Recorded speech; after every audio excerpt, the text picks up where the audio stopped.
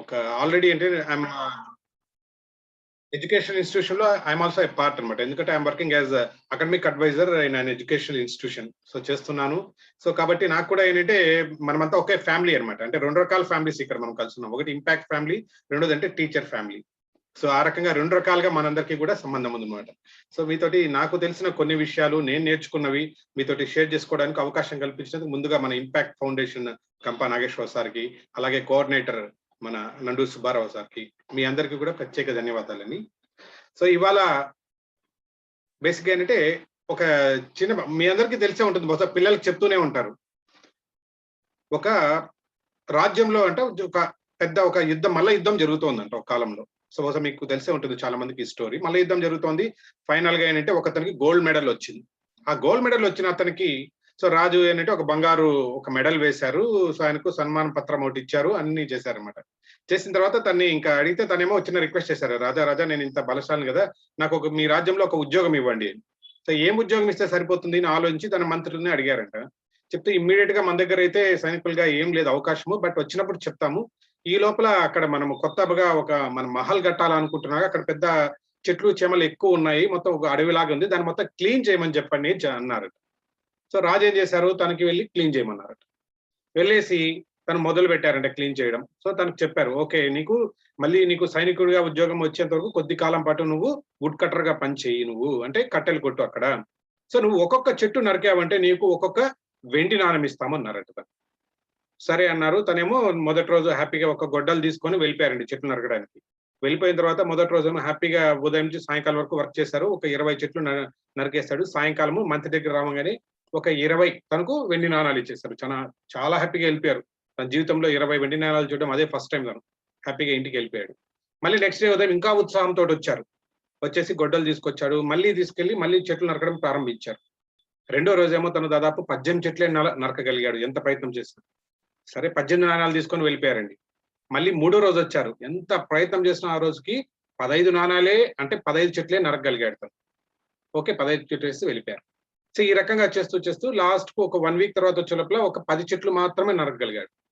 So తనేమో మంత్రి దగ్గరికొచ్చి మొదటి రోజేమో బాగా చేశాను. బట్ నా ఎఫర్ట్‌లో ఏం లేదండి. నేను అదే ఎఫర్ట్ పెడుతున్నాను. బట్ అయినా నేను చేసుకోలేకపోతున్నాను. మొదటి రోజేమో 20 వెండి నాణాలు ఇంటికి తీసుకెళ్ళాను. ఇవాళేమో 10 తీసుకెళ్తున్నాను అని అన్నారట. సో దాన్ని ఆలోచించి మరి ఎక్కడ ప్రాబ్లమ్ ఉంది? నేనైతే ఎఫర్ట్‌లో మాత్రం నేను రెస్ట్ కూడా తీసుకోవట్లేదు. ఉదయం వెళ్ళిపోయానంటే సాయంకాలం వరకు అక్కడే ఉంటున్నాను. బహుశా మీకు తెలిసే ఉంటుంది ఈ ఆన్సరు. మరి తను మంత్రి తెలివైనోడు గదా! తనకో సమాధానం చెప్పాడు. అది ఏం సమాధానం అని. బహుశా మీరు ట్రై చేయండి చూద్దాం ఎవరైనా. ఏమై ఉండొచ్చు మీకు? ఎందుకు తను మొదటి రోజు 20 కొట్టగలిగారు? వారం రోజుల తర్వాత ఎందుకు? యెస్. మీ అందరికి తెలిసిందే అన్నమాట. యెస్. గొడ్డలి పదును. అంటే అతన్ని అడిగారంట. అసలుకు did you sharpen your axe అని అడిగారంట. అంటే నువ్వు చేసావా? నువ్వు పదును పెట్టుకున్నావా?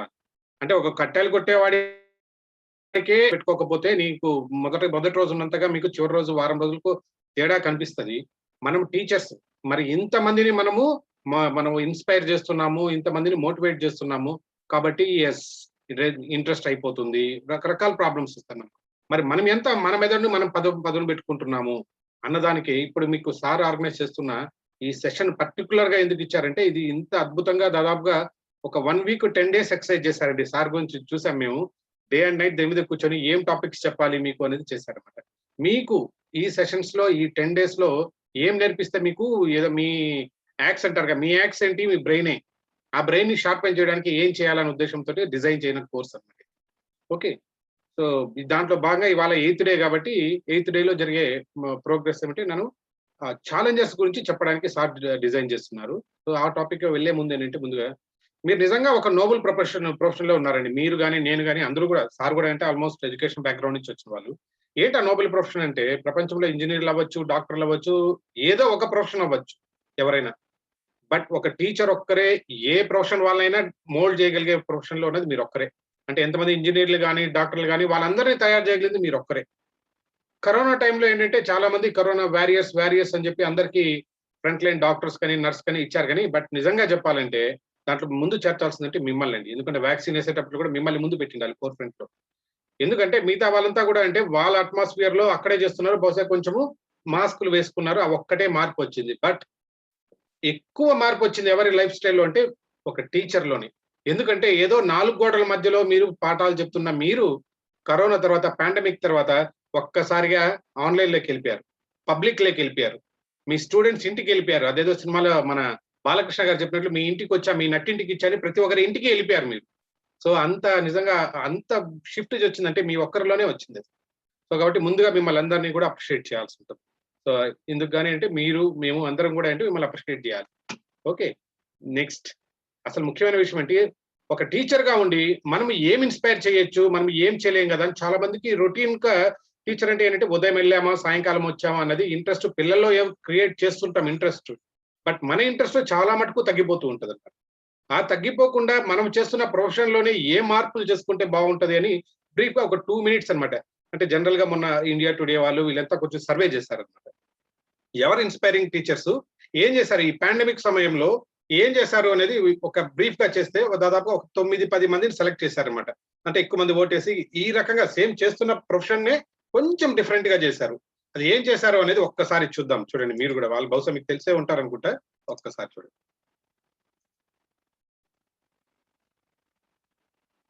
ఎస్, ఇది చూసారంటే స్క్రీన్ కనిపిస్తుంది అందరికి సుబ్బారావు సార్?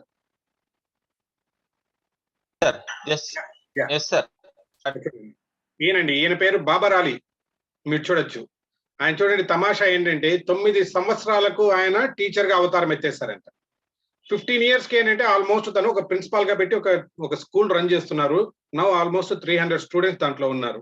ఒక 6 మంది ఫుల్ టైం టీచర్స్ తను పెట్టుకున్నారు బాబర్ అలీ. ఎస్, తను వచ్చి మనకు ఢిల్లీలో పెట్టున్నారు అనమాట. ఇది ఈయన ఒక ఇన్స్పైరింగ్ టీచర్, సేమ్ చేస్తున్న 9 ఇయర్స్ కి తనకు టీచర్ అంటే అంత ప్యాషన్ ఏర్పడింది. ఓకే, నెక్స్ట్ ఈయన ఆదిత్య కుమార్ అండి, సెకండ్ ఫోటోలో మీరు చూస్తున్నది. ఆయన ఏమంటారంటే ఇది సైకిల్ గురూజీ అంటారు అందరూ కూడా.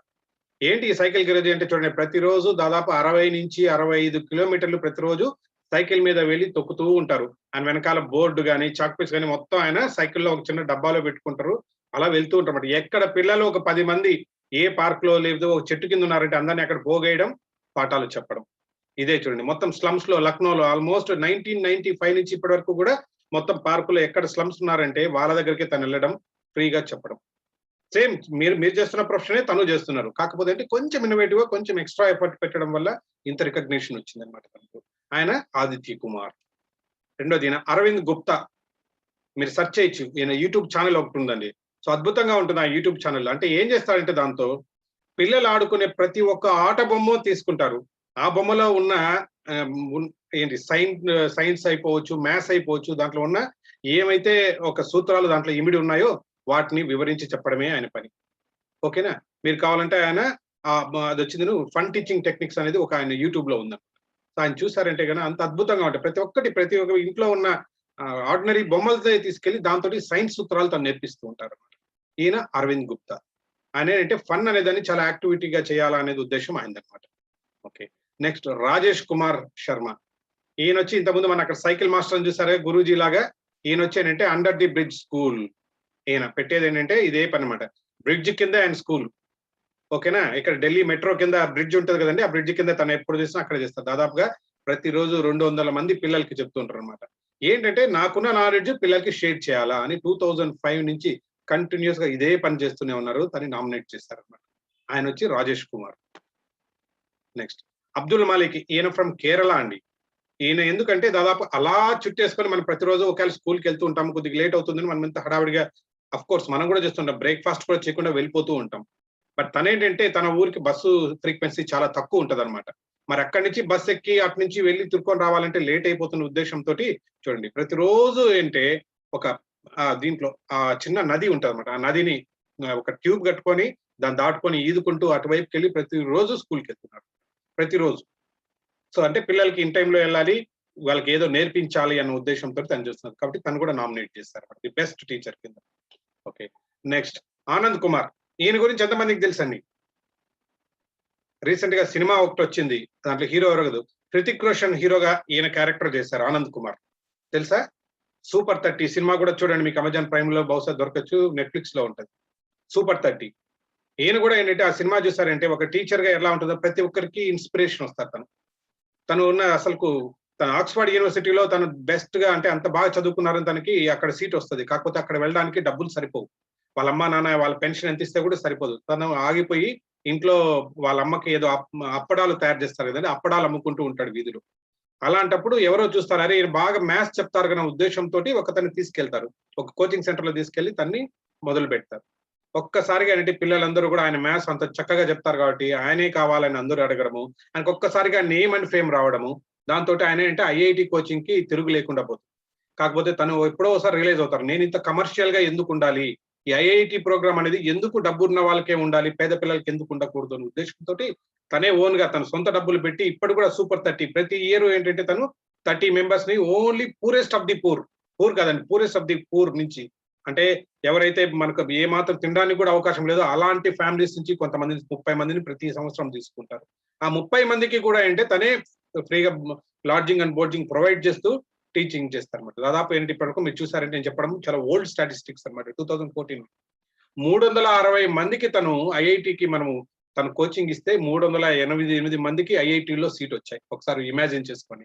మనకున్న కార్పొరేట్ కాలేజ్‌లో చెప్తాను, ఉన్న 1000 మందికి ఏ ఒక్కరో 2 మంది వస్తే మనం అంత డబ్బాలు కొట్టి చెప్పుకుంటున్నాం. తనేంటంటే 360 మందికి ఇస్తే 308 మంది పాట్నాలో కూడా సూపర్ 30 ప్రోగ్రామ్ చూడండి.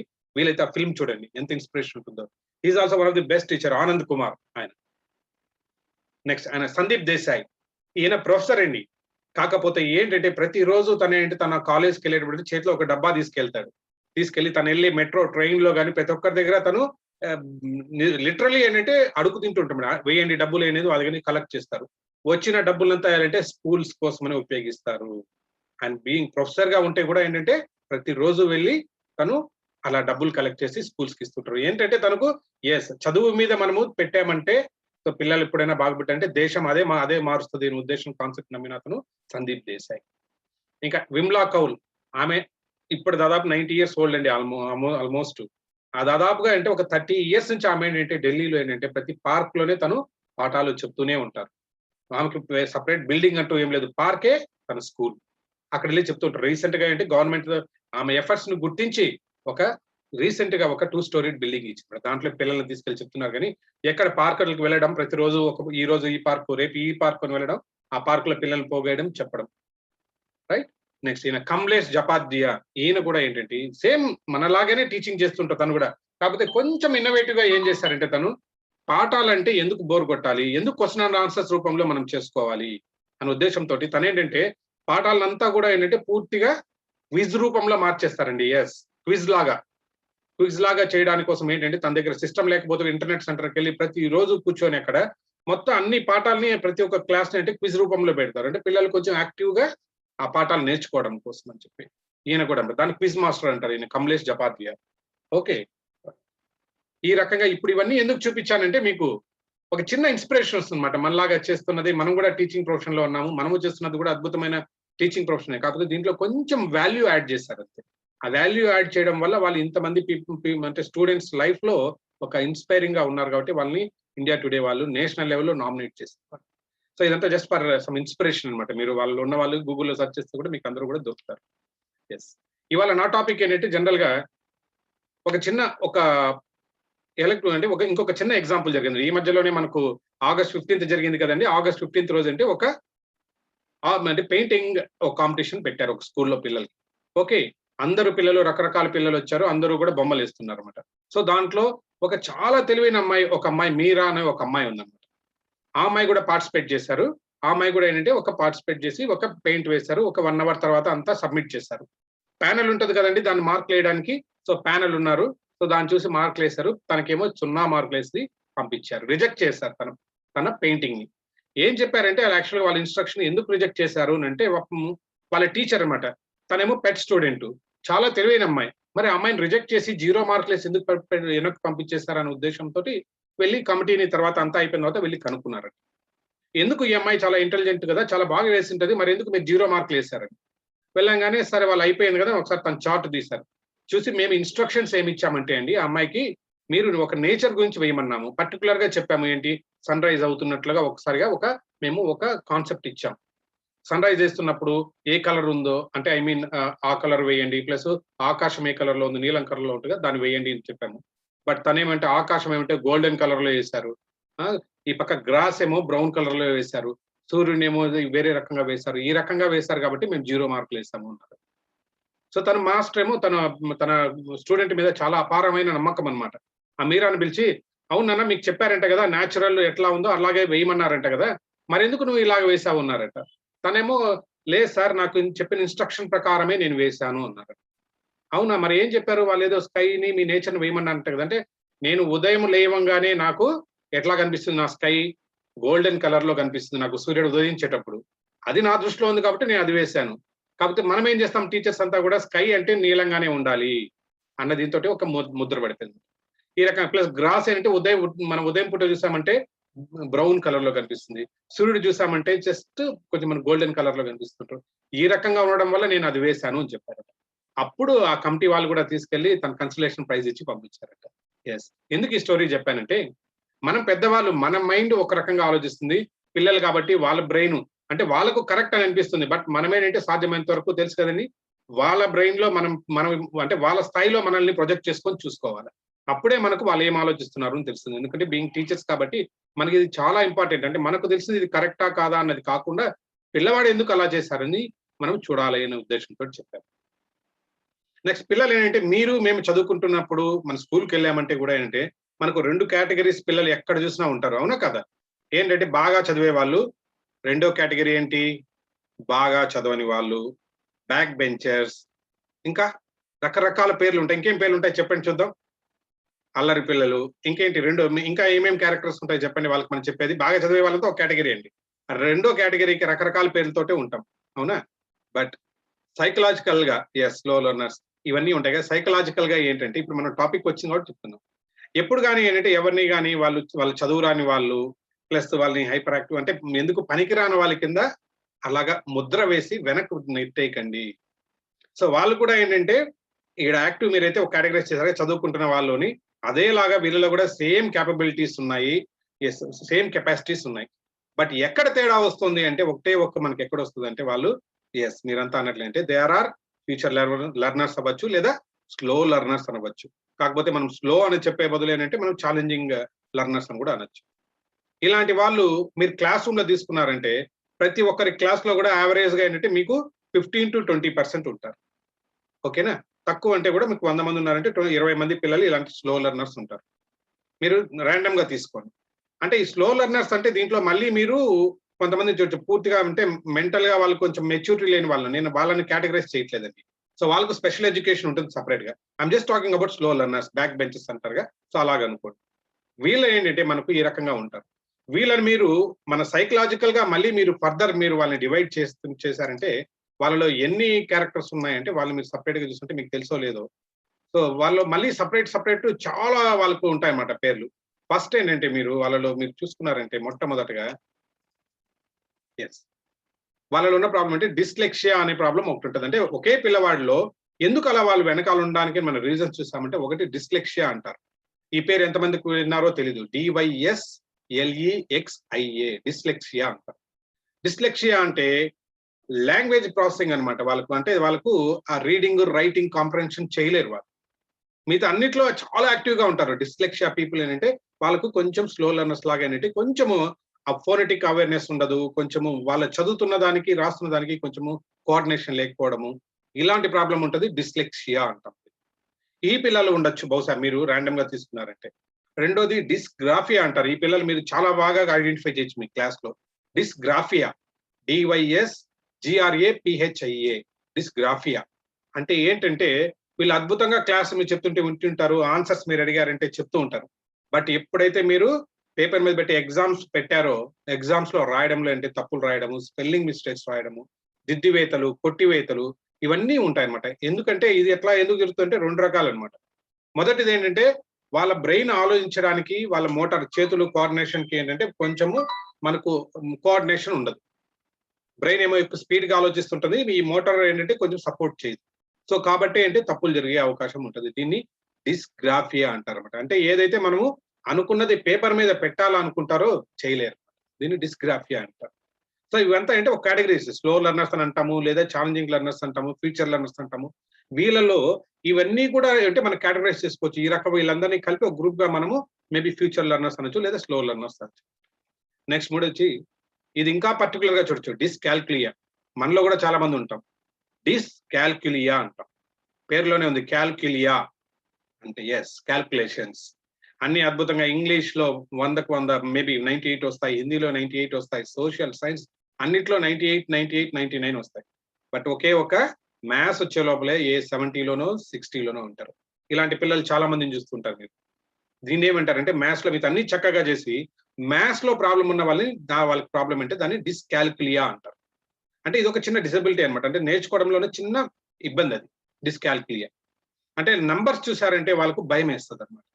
మిగతా అన్ని బాగానే ఉంటాయి. సో ఈ డిస్కాల్కులియాలో నంబర్స్ చూసారంటే భయం ఉంటుంది, దాంట్లో మాత్రం తక్కువ వస్తుంది.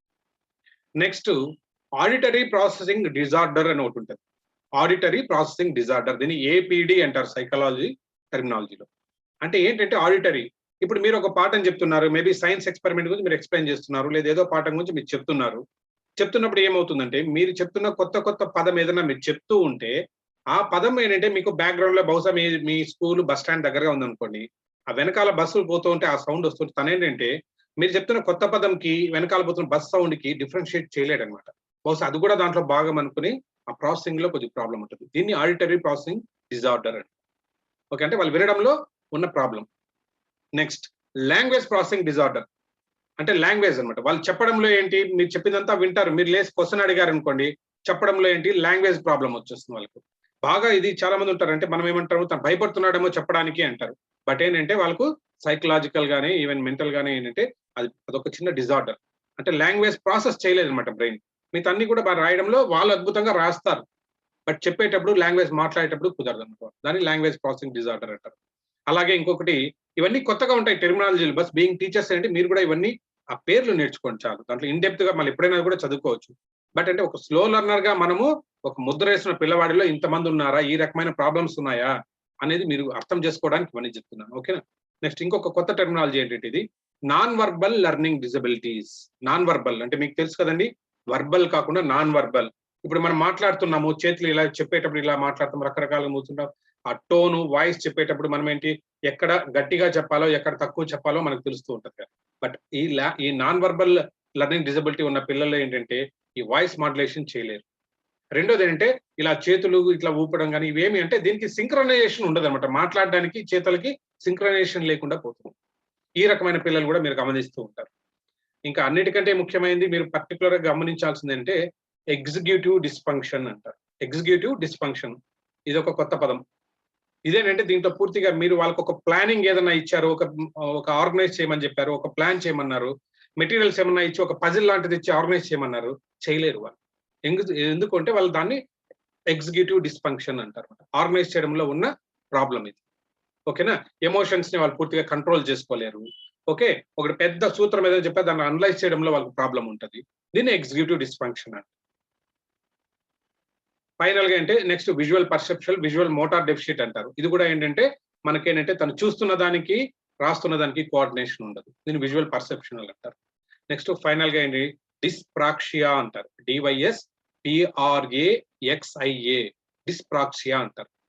ఇదేంటంటే మీరు బాగా చూస్తుంటారు, వీళ్ళేంటంటే బ్యాలెన్స్ చేయడంలో కానీ స్పోర్ట్స్ లో కానీ మిగతా అంతా బాగుంటారండి. బట్ ఆడుకోమండం, ఒక సైకిల్ తొక్కాలంటే వాళ్ళ వల్ల కాదు, ఒక బైక్ నడపాలంటే కొద్దిగా ప్రాబ్లం ఉంటుంది. మీదంతా తను చాలా ఇంటెలిజెంట్, అద్భుతమైన మార్కులు వస్తుంటాయి.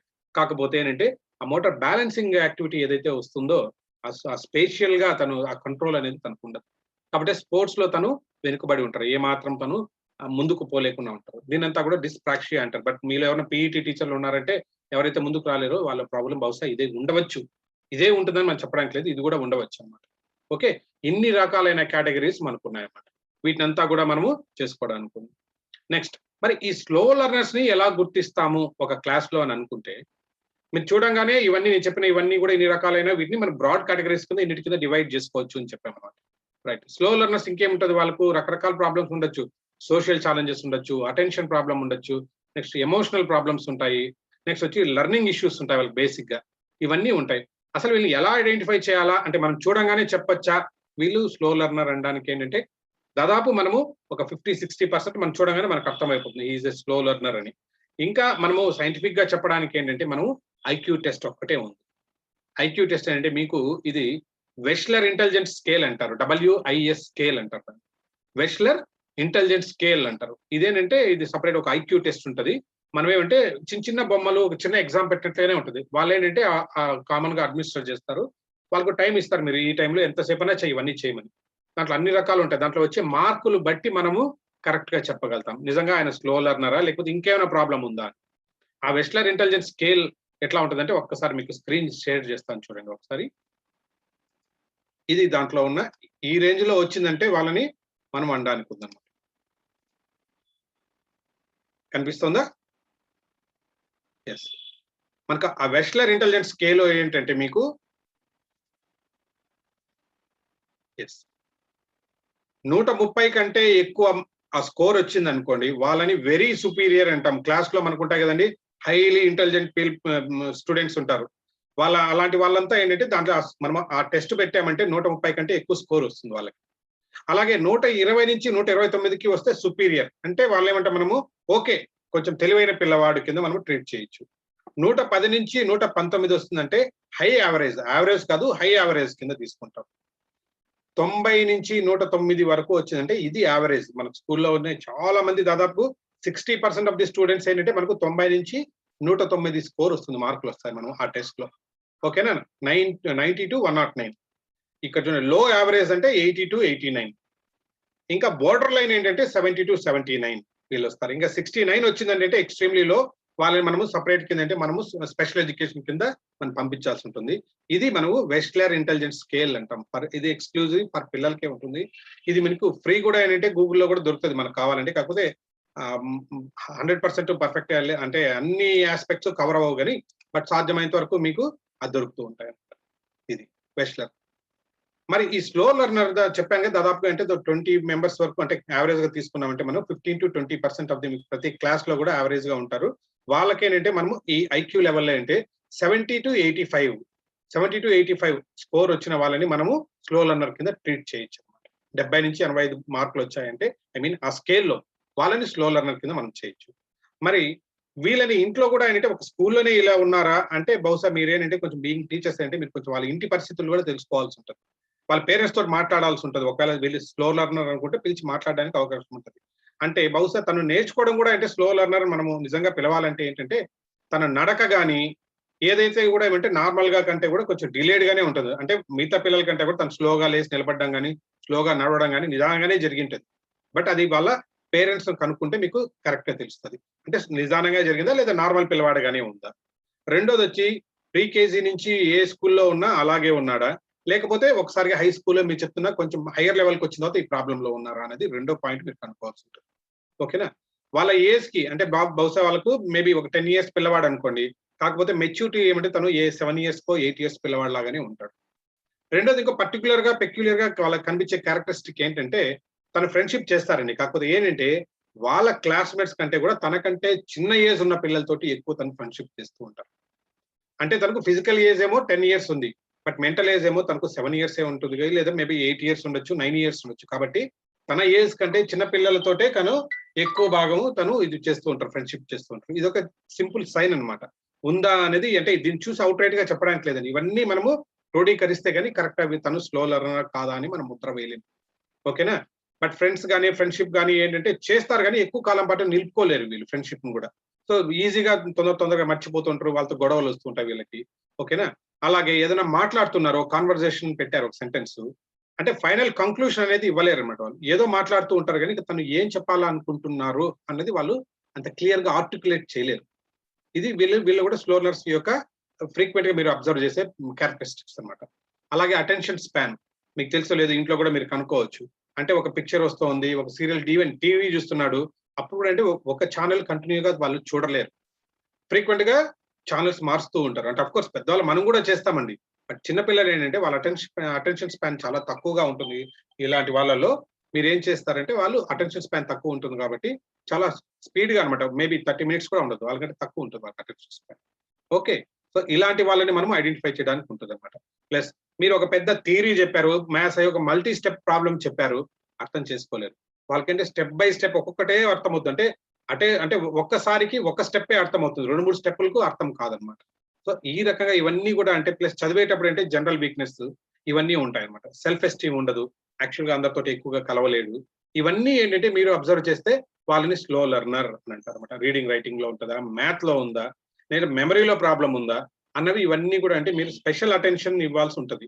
మరి మీరు టీచర్ గా ఏంటంటే నిజంగా మీకు తెలుసో లేదో మీకు మంచి గుర్తింపు ఎప్పుడు వస్తుంది అంటే, ఒకటి బాగా చదివే పిల్లవాడు 100కు 100 మార్కులు తెచ్చుకుంటే వస్తదా? చదవని పిల్లవాడు లేదా ఫెయిల్ అయ్యే పిల్లవాడు 100కు 50 మార్కులు తెచ్చుకుంటే వస్తదా అండి చెప్పండి? జనరల్‌గా ఏంటంటే తను తెలివైన పిల్లవాడు ఎప్పుడైనా చదువుతాడు, దానికి ప్రాబ్లమ్ లేదు. బట్ స్లో లెర్నర్ ఏంటంటే తను పూర్తిగా ఒక 30 మార్క్స్ వచ్చి అతను 50 మార్క్స్ తీసుకురాగలిగితేనే మీ కేపబిలిటీ బయటొస్తదన్నమాట. కాబట్టి ఫోకస్ వీళ్ళకేంటంటే బట్ మనకున్న సెటప్‌లో ఏంటంటే ఒకే క్లాస్‌లో తనేమో బాగా చదివే పిల్లవాడు ఉంటాడు, తనేమో స్లోగా చదివే పిల్లవాడు. మరి వీళ్ళకి మధ్యలో చెప్పడం అనేది టీచర్‌కి ఏంటంటే నిజంగా అది ఒక పెద్ద ప్రాబ్లమ్ అన్నమాట. ఎందుకంటే మనం స్పీడ్‌గా ఎళ్తే ఏమో వీళ్ళు అందుకోలేరు. స్లోగా ఎళ్ళామంటే వాళ్ళకేమో కొంచెం అప్పుడే బోర్ కొడతది క్లాస్. ఇలాగుంటదన్నమాట. కాబట్టి మీరు చాలా క్రిటికల్‌గా స్లో లెర్నర్స్ ఉంటారంటే తప్పదు. మనం వాళ్ళని కొంచెం పైకి తీసుకురావాలి, టీచర్స్ తోటి స్పెషల్ అటెన్షన్ పెట్టాలా అంటే తప్పదన్నమాట. కొంచెం మనము ఫోకస్ చేయాల్సి ఉంటది. కొంచెం ఎక్స్‌ట్రా ఎఫర్ట్ పెట్టాల్సైతే ఉంటది. Okay. Right. Next language problem పర్టిక్యులర్‌గా ఉంటుంది. స్పీచ్ ఇవ్వలేరు. నెక్స్ట్ ప్రాబ్లమ్స్ ఉంటాయన్నమాట. నెక్స్ట్ పూర్ జడ్జ్‌మెంట్ ఉంటది. అలాగే ఇమ్మెచ్యూర్ సోషల్ బిహేవియర్. అంటే ఒక గ్రూప్‌లో ఉన్నారు. ఆటలు అందరూ ఆడుతున్న ఒక గ్రూప్ కింద తను ఆ గ్రూప్‌లో కలవలేరు. సెపరేట్‌గా ఉండడానికే ఉంటారన్నమాట తను. ప్లస్ రెండోది ఫ్రస్ట్రేషన్ ఎక్కువ, అగ్రెషన్ ఎక్కువ, యాంగ్జైటీ ఎక్కువ ఉంటది వాళ్ళకి. అంటే ఏదైనా మాట్లాడేటప్పుడు మాటలు తొట్రుపోవడం గాని, యాంగ్జైటీ అన్నమాట. ప్లస్ ఫ్రస్ట్రేషన్ ఎక్కువ. ఏది చిన్నదంటే కూడా బహుశా టీచర్స్ దగ్గర ఉండదు గానీ, ఏమైనా విసిరి కొట్టడము, చేతిలో ఉండే పెన్నులు ఉంటే గాని, ఇలాంటి అన్ని రకాలైన సింప్టమ్స్ ఉంటాయి మన స్లో లెర్నర్స్‌లో. వీళ్ళని చూసి మనం పర్టిక్యులర్‌గా వాళ్ళని కొంచెం మనం ట్రైన్ చేసుకోగలిగితే అసలుకు చాలా వాళ్ళలో మార్పు తీసుకురాగలిగితే మనకు నిజంగా దట్స్ మనకు అచీవ్‌మెంట్ అన్నమాట. ఓకే. వైలెంట్ రియాక్షన్స్ ఉంటాయి. రెండోది వీటికి కారణాలు చూస్తే ఎందుకై ఉండొచ్చు, వీటి కారణాలు ఏముండొచ్చు, చాలా కారణాలు ఉండొచ్చు. చాలా సింపుల్ కారణం ఏంటో తెలుసా అండి? ఫిజికల్ కారణాలు కొన్నుంటాయి. అంటే తను ఎక్కడో వెనకాలెళ్లి కూర్చుంటారంటే టీచర్ అంటే భయం ఉండొచ్చు, ఏదైనా ఉండొచ్చు. బ్లాక్ బోర్డ్‌కి దూరంగా కూర్చుంటారు. బట్ తనకు ఐసైట్ ప్రాబ్లమ్ ఉంటది. తనకు అక్కడ మీరేం చెప్తున్నదో అర్థం కాదు. అంటే కనిపించదు. కాకపోతే తను కనిపించట్లేదు కాబట్టి తను ముందుకు రావడానికి తను జంకుతూ ఉంటాడు. ముందుకు రావట్లేదు. కాబట్టి ఏం చేస్తాడు కంటిన్యూ‌గా ఎప్పుడు స్లో లెర్నర్‌గానే ఉంటుంది. ఇదే ఫిజికల్ కాజ్ అయ్యే పరిస్థితిలో ఉంటే వాళ్ళని సాధ్యమైనంత వరకు ముందు బెంచ్‌లో కూర్చోబెట్టడం గాని, ఇలాంటి రెమెడీస్ మీరు చేసే అవకాశం ఉంది. ఎందుకంటే ఆ ఫిజికల్ ప్రాబ్లమ్ ఉంటేనే. మీరు అబ్జర్వ్ చేయొచ్చు. ఎందుకంటే తనకు సరిగ్గా కనిపించకపోతే. ఎందుకంటే వాళ్ళు చెప్పలేరన్నమాట. పూర్ ఐసైట్ ఉంటది. లేదా హియరింగ్ డిఫెక్ట్ ఉండొచ్చు. కాబట్టి వాళ్ళని సాధ్యమైనంత వరకు ఫ్రంట్ బెంచ్‌లో తీసుకొచ్చి కొంచెం దగ్గరగా కూర్చోబెట్టి మీరు టీచ్ చేయడానికి ట్రై చేయండి. రెండోది lack of interest in the subject. మీరేం చేయొచ్చంటే అన్నిట్లోనూ ఒక స్టూడెంట్ ఎవరైనా ఉన్నారు స్లో లెర్నర్‌గా ఉంటే మిగతా టీచర్స్‌తో కూడా మీ కొలీగ్స్ తోటి మీరు మాట్లాడండి. అంటే ప్రతి ఒక్క సబ్జెక్ట్‌లోనూ తను అలాగే ఉన్నారా? లేదా పర్టిక్యులర్‌గా మీరు మ్యాథ్స్ టీచర్ అయితే తను మ్యాథ్స్‌లోనే అలాగున్నారా? అన్నది తెలుసుకోండి. అన్నిట్లో ఉన్నారంటే అప్పుడేంటంటే ఒక మ్యాథ్స్‌లోనే ఒక సబ్జెక్ట్‌లోనే అలాగున్నారు అంటే అప్పుడు ఈ సబ్జెక్ట్‌ని తనకు ఫన్ వేలో ఎలా నేర్పించాలా అన్నది మనం ప్లాన్ చేసుకోవాల్సి ఉంటది. తనేంటంటే స్లో లెర్నర్స్‌కు పర్టిక్యులర్‌గా ఏంటంటే ఫన్ వేలో నేర్చుకోవాల్సి ఉన్నాయి అని వాళ్ళకి ఎక్కువ ఉంటుందన్నమాట. ఇలా రొటీన్‌గా నేర్చుకోవడం వాళ్ళకు బ్రెయిన్‌కి ఎక్కదన్నమాట. అంటే ఒక యాక్టివిటీ ద్వారా చెప్తే చాలా అద్భుతంగా నేర్చుకుంటారు. ఓకే. రెండోది నెక్స్ట్ కొంతమందికి మెంటల్ డిసబిలిటీ వల్ల కూడా ఇలా ఉండే అవకాశం ఉంది. అంటే బహుశా బై జీన్స్ జెనెటిక్‌గా గాని లేదా వాళ్ళ ఫ్యామిలీ హిస్టరీ ద్వారా గాని ఉండొచ్చు. వీళ్ళేంటంటే మనం సాధ్యమైనంత వరకు మార్చలేము. వాళ్ళేంటంటే స్పెషల్ కోచింగ్ వెళ్ళడం గాని, అలా చేయడం అనేది ఒకటే ఉంటుంది. ఓకే. మ్యాథమెటికల్ కొంతమందికి చెప్పానుగా మ్యాథమెటికల్ ఎబిలిటీ ఉండదన్నమాట కొంతమందికి. నెక్స్ట్ ఇర్రెగ్యులర్ స్టడీ హాబిట్స్ అనేది ఒకటి. కారణాలు ఎందుకుండదంటే ఇప్పుడు మనము ఉదయం పూట లేవడము, చదవడము ఇలా చేస్తే బాగా గుర్తుంటది. బ్రహ్మముహూర్తంలో లేయండి అని మనం చెప్తూ ఉంటాం. బట్ చాలా మంది స్టూడెంట్స్ అంటే ఆ స్టడీ హాబిట్స్ తెలియదన్నమాట. వాళ్ళు ఎలా చదువుకోవాలి? ఇప్పుడు నేను మామూలుగా క్లాస్‌కి వెళ్ళినప్పుడు పిల్లలకి చెప్తూ ఉంటాను. ఇప్పుడు మనం ఏదైనా ఒక ట్రైన్‌లో వెళ్తున్నాము, బోర్ కొడుతుంది. పక్క అతను న్యూస్ చదువుతుంటారు, న్యూస్ పేపరు. ఆ పేపర్ తీసుకుంటాము. ఏం చేస్తాము? చదువుతాము. ఏదైనా ఒక కటింగ్ షాప్‌కెళ్ళాము కటింగ్ చేసుకోవడానికి లేదా ఒక బ్యూటీ సెలూన్‌కెళ్ళాము. కొద్దిగా టైం పడుతుంది. ఏం చేస్తాము? అక్కడ ఒక మ్యాగజైన్ ఉంటది. తీసుకుంటాం. ఏం చేస్తాము? చదువుతాము. మరి అంటే అక్కడ చదవడము, ఇక్కడ చదవడం మళ్ళీ స్కూల్‌లో ఎగ్జామ్స్ ఉన్నప్పుడు ఏం చేస్తాం? బుక్ ఎత్తుకొని చదువుతాము. మరి 3 చదవడాలు ఒకటేనా? ఏదో ఒక తేడా ఉండాలి గదా! అదనమాట. అంటే జనరల్‌గా ఏంటంటే ఏదో చదవడం అంటే న్యూస్ పేపర్ చదివినట్టుగానో, ఒక మ్యాగజైన్ చదివినట్లో కాకుండా అవేమంటే మనకు ఓన్లీ ఆ ఎంటర్‌టైన్‌మెంట్ కొద్దిసేపటి కోసమే అది అవసరం. బట్ స్టడీస్ అనేవేంటంటే మనకు లాంగ్ టర్మ్ మెమరీలో ఉండాలి కాబట్టి దానికి సెపరేట్ అనమాట. అంటే మీకు తెలిసే ఉంటది ఎస్‌క్యూఆర్‌లో మెథడ్‌లో ఏంటంటే దాన్నంటే స్లోగా దాన్ని స్కాన్ చేయండి. ముందు ఒకసారి రకరకాల టెక్నిక్స్ ఉంటాయి. బహుశా మళ్ళీ తర్వాత మీతో కావాలంటే షేర్ చేస్తాను నేను అవన్నీ కూడా. ఆ రకంగా చదవాల్సి ఉంటది. బట్ వీళ్ళకేంటే తెలియదనమాట ఎలా చదవాలని. ఏదో బుక్ ఇచ్చారు కాబట్టి చదువుతూ ఉంటారు. ప్లస్ స్టడీ హ్యాబిట్స్ అంటే ఇంట్లో ఎప్పుడైతే సీరియల్స్ పెట్టుకొని ఉంటారో అప్పుడు బుక్ ఎత్తుకొని పక్కన కూర్చోవడము. ఉపయోగం ఉండదా? అలాగా ఇర్రెగ్యులర్ స్టడీ హ్యాబిట్స్ ఉంటే చాలా ప్రాబ్లం ఉంటుంది. ఇవి వాళ్ళు ఐడెంటిఫై చేయగలరు. ఇంట్లో అలాంటి అవకాశం ఏమన్నా ఉందా అనేది వాళ్ళ పేరెంట్స్ అడిగి మీరు కనుక్కోండి. అలాగే ఏంటి టీచర్స్ ఇండిఫరెన్స్ మన సుబ్బారావు సార్ చెప్తున్నారు. బహుశా మీరు మేము కూడా చూసే ఉంటాం. చిన్నప్పటి నుంచి కొంతమంది టీచర్లు ఉంటే మనకు నిజంగానే ఇవాల్టి కూడా మనం వాళ్ళని ఇన్‌ఫ్లూయెన్స్ కొంతమంది టీచర్లు చూస్తే చాలా ఇష్టం మనకి. వాళ్ళ సబ్జెక్ట్ మనము చాలా అద్భుతంగా నేర్చుకుంటాం. కొంతమంది టీచర్లు అంటే భయం. ఆటోమేటిక్‌గా వాళ్ళ సబ్జెక్ట్ అంటేనే మనకు అలర్జీ నేర్చుకోలేం. ఇలాగా టీచర్ ఇండిఫరెన్స్ ఏమన్నా ఉందా? టీచర్ వల్ల తన సబ్జెక్ట్ నేర్చుకోలేకుండా పోతున్నాడా? అనేది ఒకటి మీరు అబ్జర్వ్ చేయాల్సి ఉంటుంది. ఓకేనా? ఇంకొంతమంది అంటే అందరికి చెప్పాను గానీ ఇనెఫెక్టివ్ మెథడ్ ఆఫ్ టీచింగ్. అంటే మ్యాథ్స్ అంటే అది ఒక ప్రాబ్లమ్ గాని, ఒక నంబర్ మెథడ్ లోనే చెప్పాలా? ఇలాంటి పిల్లవాళ్ళకి అంటే చెప్పాను యాక్టివిటీ మోడ్‌లో చెప్పాల్సి ఉంటది. మరి అది చెప్పగలుగుతామా లేదా అనేది చూసుకోవాలి. యాక్టివిటీ మోడ్‌లో చెప్పగలుగుతాం. లేదా నంబర్స్ బోర్డ్ మీద రాసాం అందరిలాగా అన్ని సబ్జెక్ట్ లాగా అని చెప్పుకుంటూ వెళ్ళామనుకోండి, పిల్లవాడికి బ్రెయిన్‌కి ఎక్కదు. అలాగే ఇనెఫెక్టివ్‌గా ఉంటదన్నమాట. నెక్స్ట్ వాళ్ళు ప్రాక్టీస్ చేయడం లేకపోవడం అనేది ఇంకొక కాజ్ ఉండొచ్చు. అంటే ఇక్కడ చెప్పారు మీరు. మళ్ళీ నెక్స్ట్ డే తిరిగి స్కూల్‌కొచ్చేంత వరకు బుక్ మొహం తీయకపోవచ్చు. లేదా మీరు హోంవర్క్ ఇచ్చారు. హోంవర్క్ అనేది చెప్తున్నాగా ముందర టీవీ పెట్టుకొని ఏ క్రికెట్ మ్యాచో చూస్తూ చేస్తూ ఉండొచ్చు. దానివల్ల ఏంటి ఆ ప్రాక్టీస్ చేసినా ఉపయోగం లేదు. అలాంటివి ఏమైనా ప్రాబ్లమ్స్ ఉందా? ఇవంతా ఏంటంటే ఒక స్లో లెర్నర్స్‌ని మనం మార్చడానికి మీరొక్కరే కాదండి. ఇదేంటంటే మ్యూచువల్‌గా అంతే మనం మొత్తం 360 డిగ్రీస్‌లోనూ కనుక్కొని వాళ్ళందరి సపోర్ట్ తోటే మనం మార్చే అవకాశం ఉంటుంది. నెక్స్ట్ ఇంకోటేంటి ల్యాక్ ఆఫ్ ఫెసిలిటీస్. ఇంట్లో నిజంగానే తనకు చదువుకునే ఎన్విరాన్మెంట్ ఉందా? ఎలాంటి ప్రాబ్లమ్ ఉంది? ఇంట్లో ఇప్పుడు వాళ్ళ ఇంట్లో గొడవ పడుతుంటే బహుశా సోషల్ కాజెస్ కూడా అవుతుంది. తనేం చదువుతారు తను? ఇంటికెళ్ళంగానే చెప్తాను బహుశా ఈ ఇటువైపులో ఒక మసీదో లేదా ఒక పెద్ద టెంపుల్ ఉంది. గంట కొడుతూ లేదా అజాయిస్తుండి ఇట్లా ఉంటే తను చదువుకునే అవకాశం లేకపోతే ఇలాంటి ఎన్విరాన్మెంట్‌లన్నీ మీరు బహుశా అబ్జర్వ్ చేయాల్సి ఉంటుంది. తనకు దేనివల్ల అలాగున్నారు? ఫ్యామిలీ బ్యాక్‌గ్రౌండ్ అయిపోవచ్చు. రెగ్యులర్ స్కూల్ మెయిన్ ఇంకోటేంటంటే స్కూల్ అటెండెన్స్ వాళ్ళని అబ్జర్వ్ చేయండి. ఎందుకంటే ఒక 2, 3 డేస్ తనకు అటెండెన్స్‌లో ప్రాబ్లమ్ వచ్చిందంటే అబ్సెంట్ అయ్యారంటే నెక్స్ట్ అది కంటిన్యూ అయిపోతుంది. కాబట్టి వీళ్ళనేంటే మొట్టమొదట మనం ఏదైనా వాళ్ళని మార్పు తేవాలా అంటే రెగ్యులర్‌గా స్కూల్‌కి అటెండ్ అయ్యేటట్టు చూడండి ఫస్ట్ థింగ్. ఎందుకంటే ఆ గ్యాప్ వల్ల ఇర్రెగ్యులర్ అటెండెన్స్ వల్ల కూడా చాలా మంది లో లెర్నర్స్‌గా మారే అవకాశం ఉంటుంది. రెండోది ఇండివిడ్యువల్ అటెన్షన్ ఒకటి ఇవ్వడం. ప్రతి ఒక్క పిల్లవాడి మీద అటెన్షన్ ఇవ్వడం. నెక్స్ట్ ఎడ్యుకేషనల్ గైడెన్స్ వాళ్ళకి ఎవరు ఉండకపోవచ్చు అన్నమాట. మనమే చేయాలి. ఇంకోటేంటి స్పెల్లింగ్ మిస్టేక్స్ అలాగా ఏమన్నా స్లో లెర్నర్స్ ఉంటే ఇప్పుడు నేను రెమెడీస్ చెప్తున్నా. మీరు ఏం ప్రాక్టీస్ చేయొచ్చంటే ఫ్లాష్ కార్డ్ టెక్నిక్ ఒకటి ఉపయోగించండి. Flash card. మీకు తెలుసు కదండీ ఫ్లాష్ కార్డ్ చిన్న కార్డ్స్ తీసుకోవడము. ఆ కార్డ్స్ మీద మీరు ఏమైనా రాసి కొన్ని వర్డ్స్ ఏదైనా ఉన్నాయి అంటే చెప్తున్నాను స్లో లెర్నర్ ఉన్నారు. తను స్పీడ్‌గా చదవట్లేదు. దాదాపు 15-20 వర్డ్స్ మాత్రమే పర్ మినిట్ చదవగలుగుతున్నారు. అప్పుడేం చేయొచ్చంటే ఫ్లాష్ కార్డ్ మీద ఒక సెంటెన్స్ లాగా రాసేయడం మొత్తం. ఆ సెంటెన్సెస్ ఫస్ట్ ఏమంటే మొదటగా ఒక్కొక్కటి స్లోగా తీస్తూ చదవమని చెప్పడం. నెక్స్ట్ సెకండ్ రౌండ్ అంటే కొద్దిగా స్పీడ్‌గా తీయడం. థర్డ్ రౌండ్ ఇంకా స్పీడ్‌గా తీయడం. ఆ రకంగా ప్రాక్టీస్ చేయడం వల్ల దీన్ని ఫ్లాష్ కార్డ్ టెక్నిక్ అంటారన్నమాట. ఈ రకంగా చేయడం వల్ల ఏంటంటే తను స్లో లెర్నర్స్ స్లోగా కొంచెం స్పీడ్‌గా చదవడానికి అవకాశం ఉంది. నెక్స్ట్ ఫోనెటిక్ అప్రోచ్ ఒకటి ఉంటుంది. మీకు తెలిసే ఉంటుంది చిన్నప్పటి నుంచి. అంటే ఏ స్పెల్లింగ్‌కు ఎట్లా వస్తది అనేది ఫోనెటిక్ మెథడ్ ద్వారా పర్టిక్యులర్‌గా చెప్పడం అన్నమాట. అది చేయడం వల్ల ఏంటంటే వాళ్ళకు ఈజీగా అర్థమవుతుంది. అంటే కేఏ అంటే క, గ ఇట్లా ఫోనెటిక్ మెథడ్ ద్వారా చెప్తే చాలా క్లియర్‌గా అర్థం చేసుకునే అవకాశం ఉంటది వాళ్ళకి. ఓకే. నెక్స్ట్ మ్యాథ్స్‌కొచ్చే లోపల ఇది చాలా ప్రాబ్లమాటిక్‌గా ఉంటది. ఈవెన్ మీరు కూడా నేర్చుకోవాల్సింటే సాధ్యమైనంత వరకు వీళ్ళకేంటంటే ఈ అబాకస్ చెప్పడం అంటే మానిప్యులేషన్ అన్నమాట. అబాకస్ కిట్ మీకు తెలిసే ఉంటుంది కదా! అబాకస్ ద్వారా నేర్పించడం. దీనివల్ల ఏంటి తనంటే ఒక ఫన్ వే అన్నమాట అబాకస్ అనేది. అంటే ఏదో మ్యాథ్స్ చేస్తున్నాను పేపర్, పెన్ ఎత్తుకొని అన్న విధంగా కాకుండా ఆ పూసల్ని అలా అలా కదిలిస్తూ ఉంటే దాంట్లో సొల్యూషన్ వస్తుందంటే తను చాలా ఇంట్రెస్ట్ చూపిస్తారు. ఆ బీడ్స్ కదులుతూ ఉండడం వల్ల. సో ఈ రకంగా ఏమన్నా చేయొచ్చేమో అనేది మీరు ఒక్కసారి చూసే అవకాశం ఉంటే చేయండి ఒకసారి. ఓకే. నెక్స్ట్ ఇంకోటి అందరూ మనము చేసుకునేది ఒక్కసారి ఇంకొకటి మీకు స్క్రీన్ షేర్ చేస్తాను చూడండి ఒకసారి. యెస్. దీన్ని నెమోనిక్స్ అంటారండి. యెస్. పిల్లవాళ్ళకు ఒక సోలార్ సిస్టమ్ గురించి మనం ఎక్స్‌ప్లెయిన్ చేయాలి. అంటే నేమ్స్ ఆఫ్ ది ప్లానెట్స్.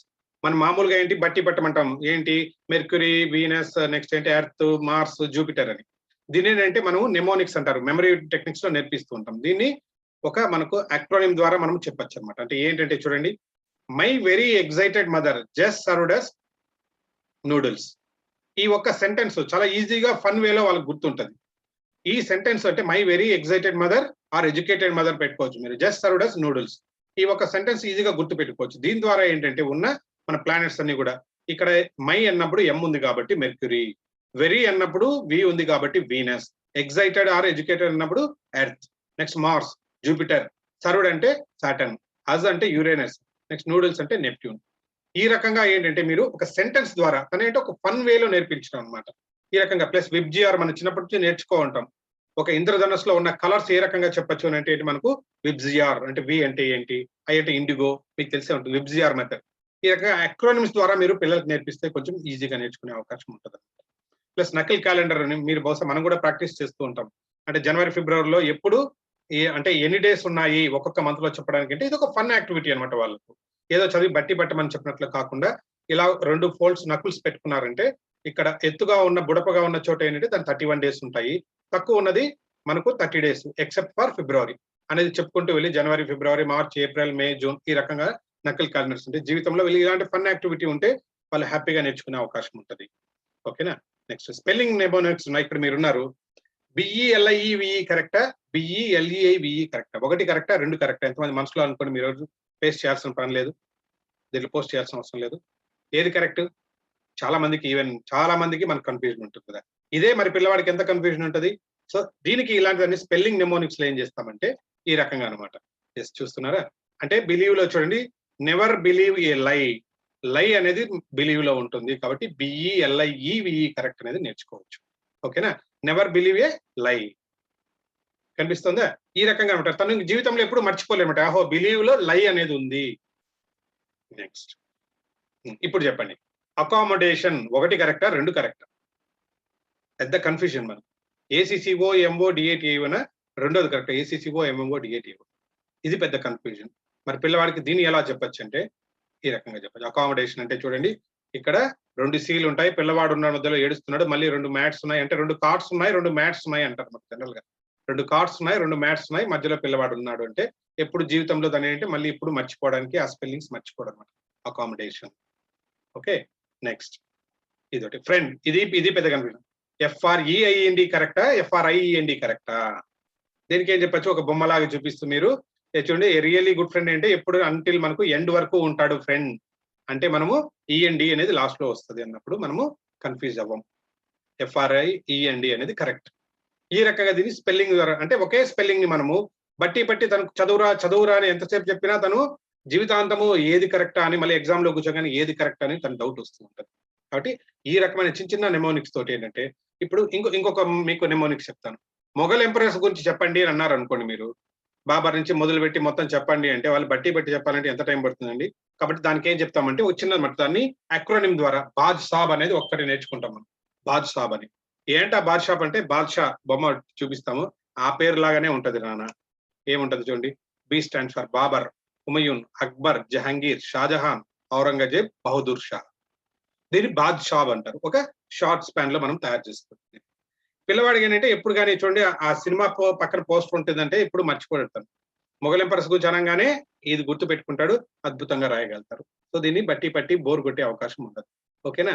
ఈ రకంగా మీరు ఏంటంటే చాలా రకాలైన ఈ నెమోనిక్స్ అంటారు, లేదా మెమరీ టెక్నిక్స్ ద్వారా మీరేంటంటే పిల్లవాళ్ళకి నేర్పించే అవకాశం ఉంటుంది. ప్లస్ అలాగే మీకు మ్యాథ్స్ లో ఏం చేయొచ్చు అనేది ఒకసారి చెప్తాను.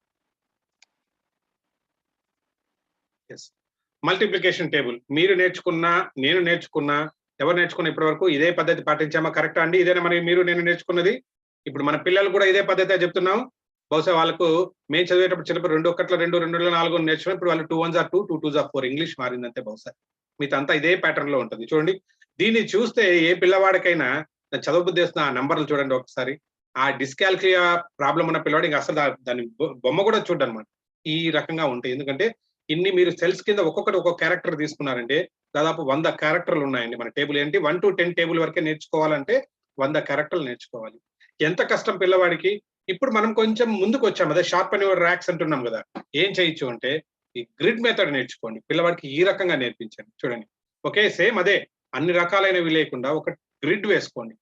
1 to 10 వరకు వేసుకోవచ్చు. ఇక్కడ 10 to వేయచ్చు. చూడండి, 2 1s are 2, 2 2s are 4 ఇలా రాసుకుంటా వెళ్ళిపోవచ్చు. ఎంత ఈజీ పిల్లవాడికి.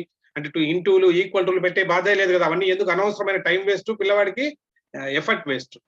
మన కాన్సెప్ట్ ఏంటి మల్టిప్లికేషన్ టేబుల్లో 2 2s are 4 లేకపోతే 2 3s are 6 అనేది ఒక్కటే నేర్చుకోవాలి. అదొక్కటే మనం కాన్సెప్ట్ పెట్టుకోవాలి తప్ప ఆ ఇంటూలు పెట్టు ఈక్వల్ టు పెట్టు అనేది మనకు అనవసరం. అది ఆటోమేటిక్ గా నేర్చుకుంటారు. సో గ్రిడ్ మెథడ్ లో పిల్లవాడికి చెప్తే ఈజీగా అర్థమయ్యే అవకాశం ఉంటుంది. ఓకేనా. ఈ గ్రిడ్ మెథడ్ ద్వారా నేర్చుకోండి. దీంట్లో ఇంకొక కొంచెం మాడిఫికేషన్. ఎస్, మీరు చూసారంటే గ్రిడ్ మెథడ్ లో ఇక్కడ మీరు ఆ మధ్యకు డయాగ్నల్ గా మీరు గన ఇక్కడ డయాగ్నల్ గా ఒక లైన్ గీసుకున్నారంటే మీరు చూసుకుంటూ వెళ్తే చూడండి, ఇక్కడ 90 ఉంటది, అక్కడ 90 ఉంటది, ఇక్కడ 80 ఉంది, అక్కడ 80 ఉంది, ఇక్కడ 72 చూడండి. ఇట్లా డయాగ్నల్ గా ఏంటంటే ఇది ఈ కింద వైపు మీరు చూసారు కదా, ఇవే ఇక్కడ వచ్చాయి, రిపీట్ అవుతుంటాయి. జనరల్ గా మనం లాజిక్ గా ఆల్గో ఇచ్చామంటే ఇవే అక్కడ రిపీట్ అవుతుంటాయి. అంటే ఇక్కడ చూడండి 8 3s are 24 ఇక్కడ ఉంటే మళ్ళీ ఇక్కడికి వచ్చిన తర్వాత 3 8s are 24 ఇక్కడ ఉంది. అంటే రిపిటేషన్ చేస్తున్నాం మనం చిన్నప్పటి నుంచి. ఏంటి అది ఒక మూస పద్ధతిలో నడుచుకుంటూ వెళ్తున్నాం మనం తప్పించి కొంచెం క్రియేటివ్ గా మనం పెట్టట్లేదు అనమాట. దీన్నే ఇంకొంచెం మాడిఫై చేసామంటే ఈ రకంగా తయారు చేయొచ్చు. అంటే మీరు 100 క్యారెక్టర్స్ మనం నేర్చుకోవాల్సిన చోట మీరు ఒక 30 క్యారెక్టర్స్ నేర్చుకుంటే చాలు. ఎంత ఈజీగా ఉంటుంది చూడండి ఈ పద్ధతి ద్వారా నేర్చుకున్నారంటే. ఇప్పుడు 1 టేబుల్ మీరు నేర్పించాల్సిన అవసరం లేదు. 2 టేబుల్ అన్నది అంటే 2 2s are 4 నుంచే నేర్పించండి. 2 1s are 2 అవసరం లేదు, అందరికీ తెలుసు. 2 10s are 20 అవసరం లేదు. 2 2s are 4 నుంచే చెప్పుకుంటూ రండి. 3కి వచ్చిన తర్వాత 3 3s are 9 అంటే వాళ్ళ కాన్సెప్ట్ చెప్పండి. 3 3s are 9. 4 టేబుల్కి వచ్చిన తర్వాత 4 4s are 16 ఉంటుంది. పైన అవసరం లేదు. ఎందుకు 4 3s are 12 ఎందుకు నేర్పించట్లేదు మనము?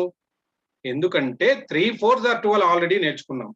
అంటే 3 4s are అన్నా 12, 4 3s అన్నా 12 అనే ఒక్క విషయం వాడికి అర్థమయ్యేటట్లు మనం చెప్పగలిగితే ఇంత ఈజీగా టేబుల్స్ నేర్చుకోవచ్చు మనం. చూడండి, అంటే మేము నేర్చుకునేటప్పుడు కూడా ఏంటంటే మనము 5 వరకు బాగా నేర్చుకుంటాం. 6 7 8 టేబుల్కి వచ్చేటప్పుడు కన్ఫ్యూజ్ అయిపోయే వాళ్ళము, భయం వేసేది. బట్ ఈ పద్ధతి ద్వారా చూడండి, అంటే మీకు ఈ టేబుల్స్ పెరిగే కొద్దీ ఏమవుతుంది, నేర్చుకోవాల్సింది తగ్గిపోతుంది. 9th టేబుల్కి వచ్చాడు, ఏం నేర్చుకుంటాడు? ఒక 9 9s are 81 ఒక్కటే నేర్చుకుంటాడు. 9 7s are 9 8s are 9 5s are ఏమీ నేర్చుకోడు. ఓకే, ఎందుకంటే ఇవన్నీ కూడా చూడండి 9 8s are అనేది ఆల్రెడీ 8 9s are అనేది ఇక్కడ 72 ఇక్కడ నేర్చుకున్నాడు.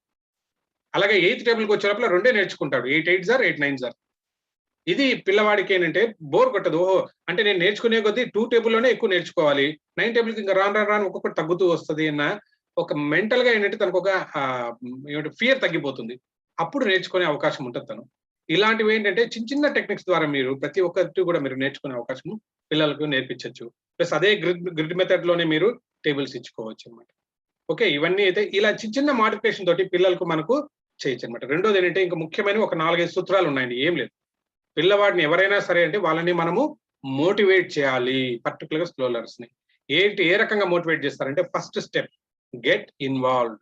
మీరు వాళ్ళతోటి కలవాలి, ఎక్కువ ఇంటరాక్షన్. అంటే బాగా చదివే వాటితోటి మీరు ఎక్కువ టైం స్పెండ్ చేయకపోయినా పర్లేదు, బట్ స్లో లెర్నర్స్ మీద ఎక్కువ టైం స్పెండ్ చేయండి. తనతోటి గడపండి, ఏం చేస్తున్నారు అనేది పర్టికులర్ గా తన దగ్గర నిల్చుకోండి. ఆ ఆటోమేటిక్ గా అంటే ఇన్వాల్వ్ అయ్యారంటే నేర్చుకునే అవకాశం ఎక్కువ ఉంటుంది. రెండో పాయింట్, యూజ్ రీఇన్ఫోర్స్మెంట్. రీఇన్ఫోర్స్మెంట్ మీకు తెలుసు కదండి, అంటే ఏదైనా ఒక మంచి పని చేశారు దాన్ని రీఇన్ఫోర్స్ చేయడం, అంటే దాన్ని అప్రిషియేట్ చేయడము రీఇన్ఫోర్స్మెంట్ అంటారు. అంటే కాంక్రీట్ సిమెంట్ వేసినప్పుడు రీఇన్ఫోర్స్ చేస్తాం కదా, అలాగనమాట.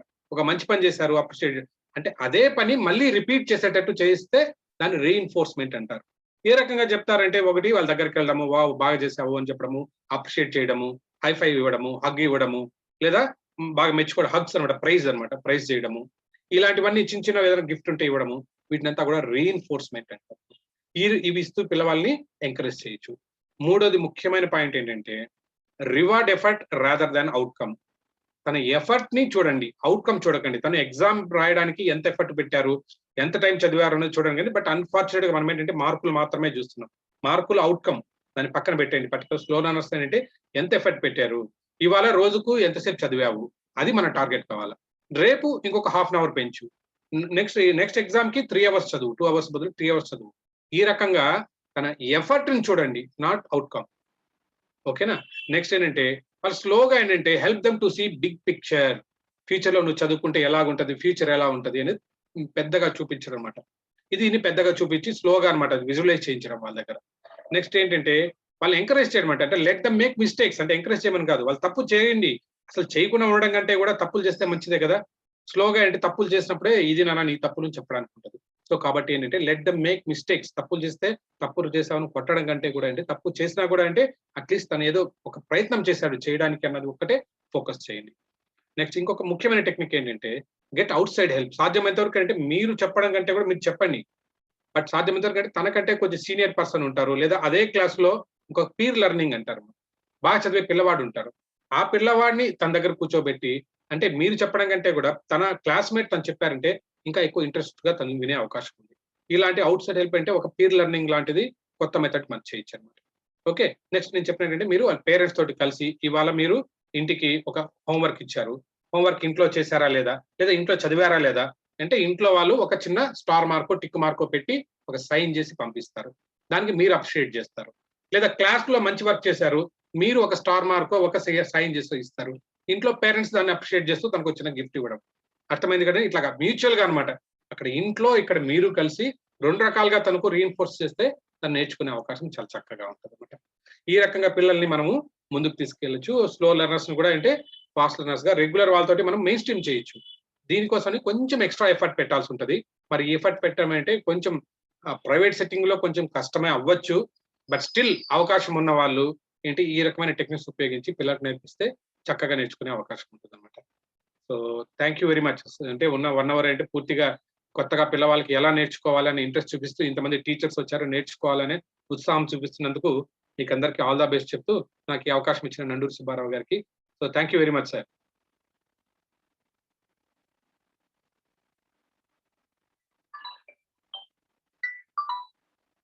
యాహ్! సార్ ఉన్నారు కదా! ఇంకా ఏంటంటే మీలో ఎవరైనా డౌట్స్ ఉంటే దీనికి పూర్తిగా ఏమైనా కూడా ఉంటే యూ కెన్ ఆస్క్ మీ.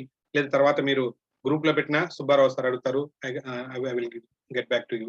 మీకేమైనా అవకాశం ఉంటే కూడా చెప్తాను. ఇప్పుడు చెప్పిన కాన్సెప్ట్ అంతా కూడా మీకు అర్థమైంది కదండీ! ఫస్ట్ బేసిక్‌గా ఏంటంటే పిల్లవాళ్ళని సాధ్యమైనంత వరకు స్లో లెర్నర్స్ అనే బ్రాండ్ తీసి దానికి ఉండడానికి రకరకాల కారణాలున్నాయి అన్నది ఫస్ట్ అర్థం చేసుకుందాం. వాళ్ళకు చిన్న చిన్న ఎఫర్ట్స్ మనం పెడదాం. మనం చేయగలిగే ప్రయత్నం మనం చేద్దాం. సాధ్యమైనంత వరకు. ఎందుకంటే ఈ ఎలిమెంటరీ అంటే సాధ్యమైనంత వరకు 10థ్ క్లాస్ లోపలే వాళ్ళని సెటరేట్ చేయగలిగితే తర్వాత అంతా కూడా ముందుకెళ్ళే అవకాశం ఉంటుంది. ఇవే నేను చెప్పాను కదండీ! ఒక బాగా చదివే పిల్లవాడి కంటే కూడా సరిగ్గా చదవని పిల్లవాడిని మీరు ముందుకు తీసుకొచ్చారంటేనే పర్సనల్‌గా మీకు చాలా సాటిస్ఫాక్షన్ ఉంటది. కాబట్టి నెక్స్ట్ ఈ అకాడమిక్ ఇయర్ స్టార్ట్ అవుతుంది కాబట్టి మీరందరూ కూడా ఏంటంటే ఈ రకమైన చిన్న చిన్న టెక్నిక్స్ ద్వారా పిల్లల్ని మోటివేట్ చేయండి. Okay. I wish you all the very best. Thank you. Thank you very much sir.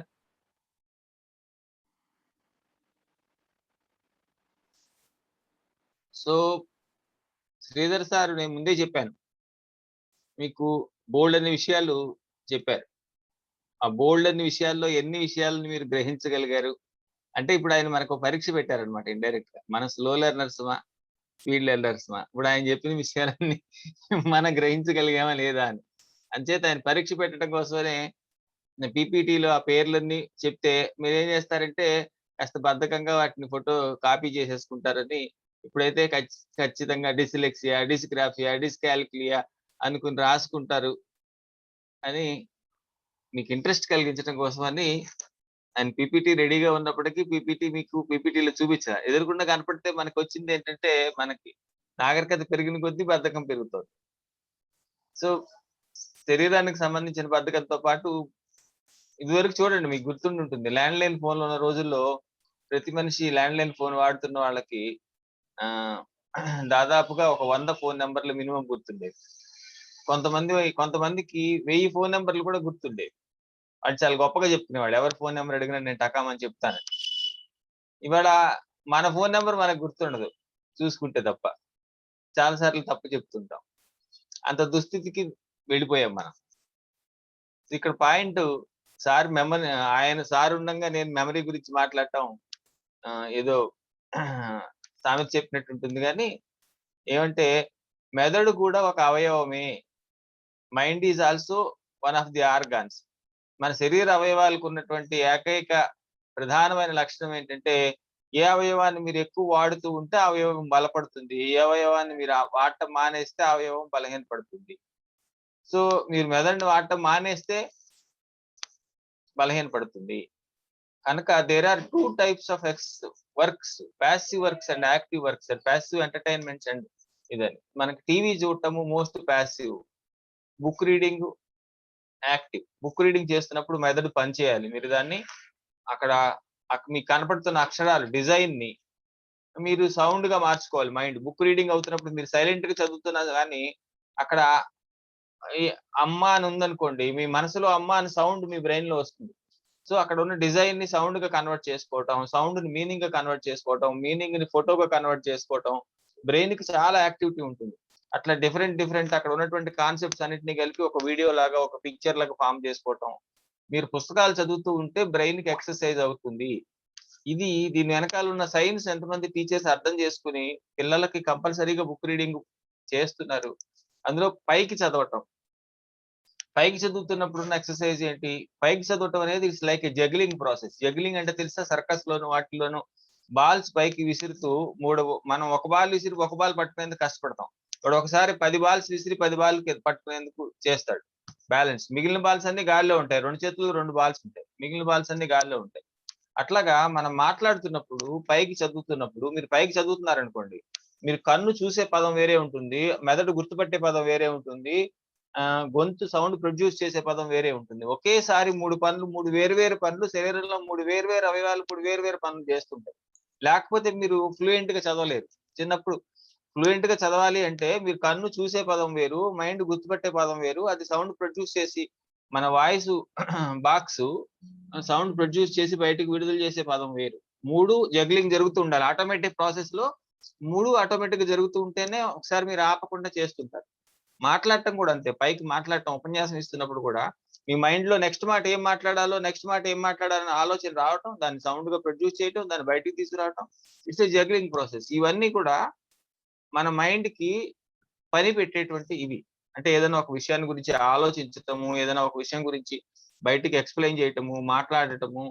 పర్టిక్యులర్‌గా ఈజియెస్ట్ ఏంటంటే పుస్తకం చదవటం, పుస్తకాన్ని పైకి చదవటం. లోపల చదువుకుంటాం, పైకి చదువుకోవటం. ఇవి మైండ్‌కి ఎక్సర్‌సైజెస్. సో, ఇవాళ కంపల్సరీగా మనందరము శరీరానికి ఎక్సర్‌సైజ్ ఎంత అవసరమో, మనకు బద్ధకం రకరకాల కారణాలతో బద్ధకం పెరిగిపోతుంది. లిఫ్ట్‌లొచ్చేసినాయి. ఇంట్లో అన్ని మెషిన్స్ వచ్చేసినాయి. వాషింగ్ మెషిన్స్ వచ్చేసినాయి. మగవాళ్ళకి బళ్ళొచ్చేసినాయి. సిటీ బస్సులొచ్చినాయి. సో, ఇదివరకు ఎక్సర్సైజ్ చేయమని ప్రత్యేకంగా ఎవరికీ చెప్పాల్సిన అవసరం ఉండేది కాదు. ఇవాళ ప్రత్యేకంగా ఎక్సర్సైజ్ చేయమని చెప్పాల్సిన అవసరం వస్తోంది అందరికి. అందరు డాక్టర్ దగ్గరికెళ్తే ఫస్ట్ మనకి ఎక్సర్సైజ్ మాత్రమే ప్రిస్క్రైబ్ చేస్తున్నారు. ఇదే సమస్య మెదడుకు కూడా వస్తోంది. ఇదే సమస్య మెదడుకు కూడా వస్తోంది. మెదడు మనం వాడకుండా అన్ని ఆటోమేటిక్ అయితున్నాయి. ఈవెన్ చూడండి మన ఈమెయిల్ పాస్వర్డ్ మనకన్నా ముందు గూగుల్ వాడు గుర్తుపెట్టుకుంటాడు. మనం ఏమి చేయక్కర్లేదు. నీ బదులు నేనే అన్ని చేసేస్తానంటున్నాడు. అసలు మనం మనం బతకక్కర్లేదన్నమాట. వాళ్ళకి డబ్బులివ్వటం కోసం మనల్ని బతికిస్తున్నట్టుగా ఉంటుంది కదా! దీంట్లో నుంచి మనం బయట పడకుండా ఉంటే మనం పిల్లల్ని బయట పెరచలేం. ఈ ఈ విషవలయం సోమరిపోతు విషవలయంలో నుంచి మనం బయటపరుచుకోకుండా ఉంటే సాధ్యమైనంత వరకు.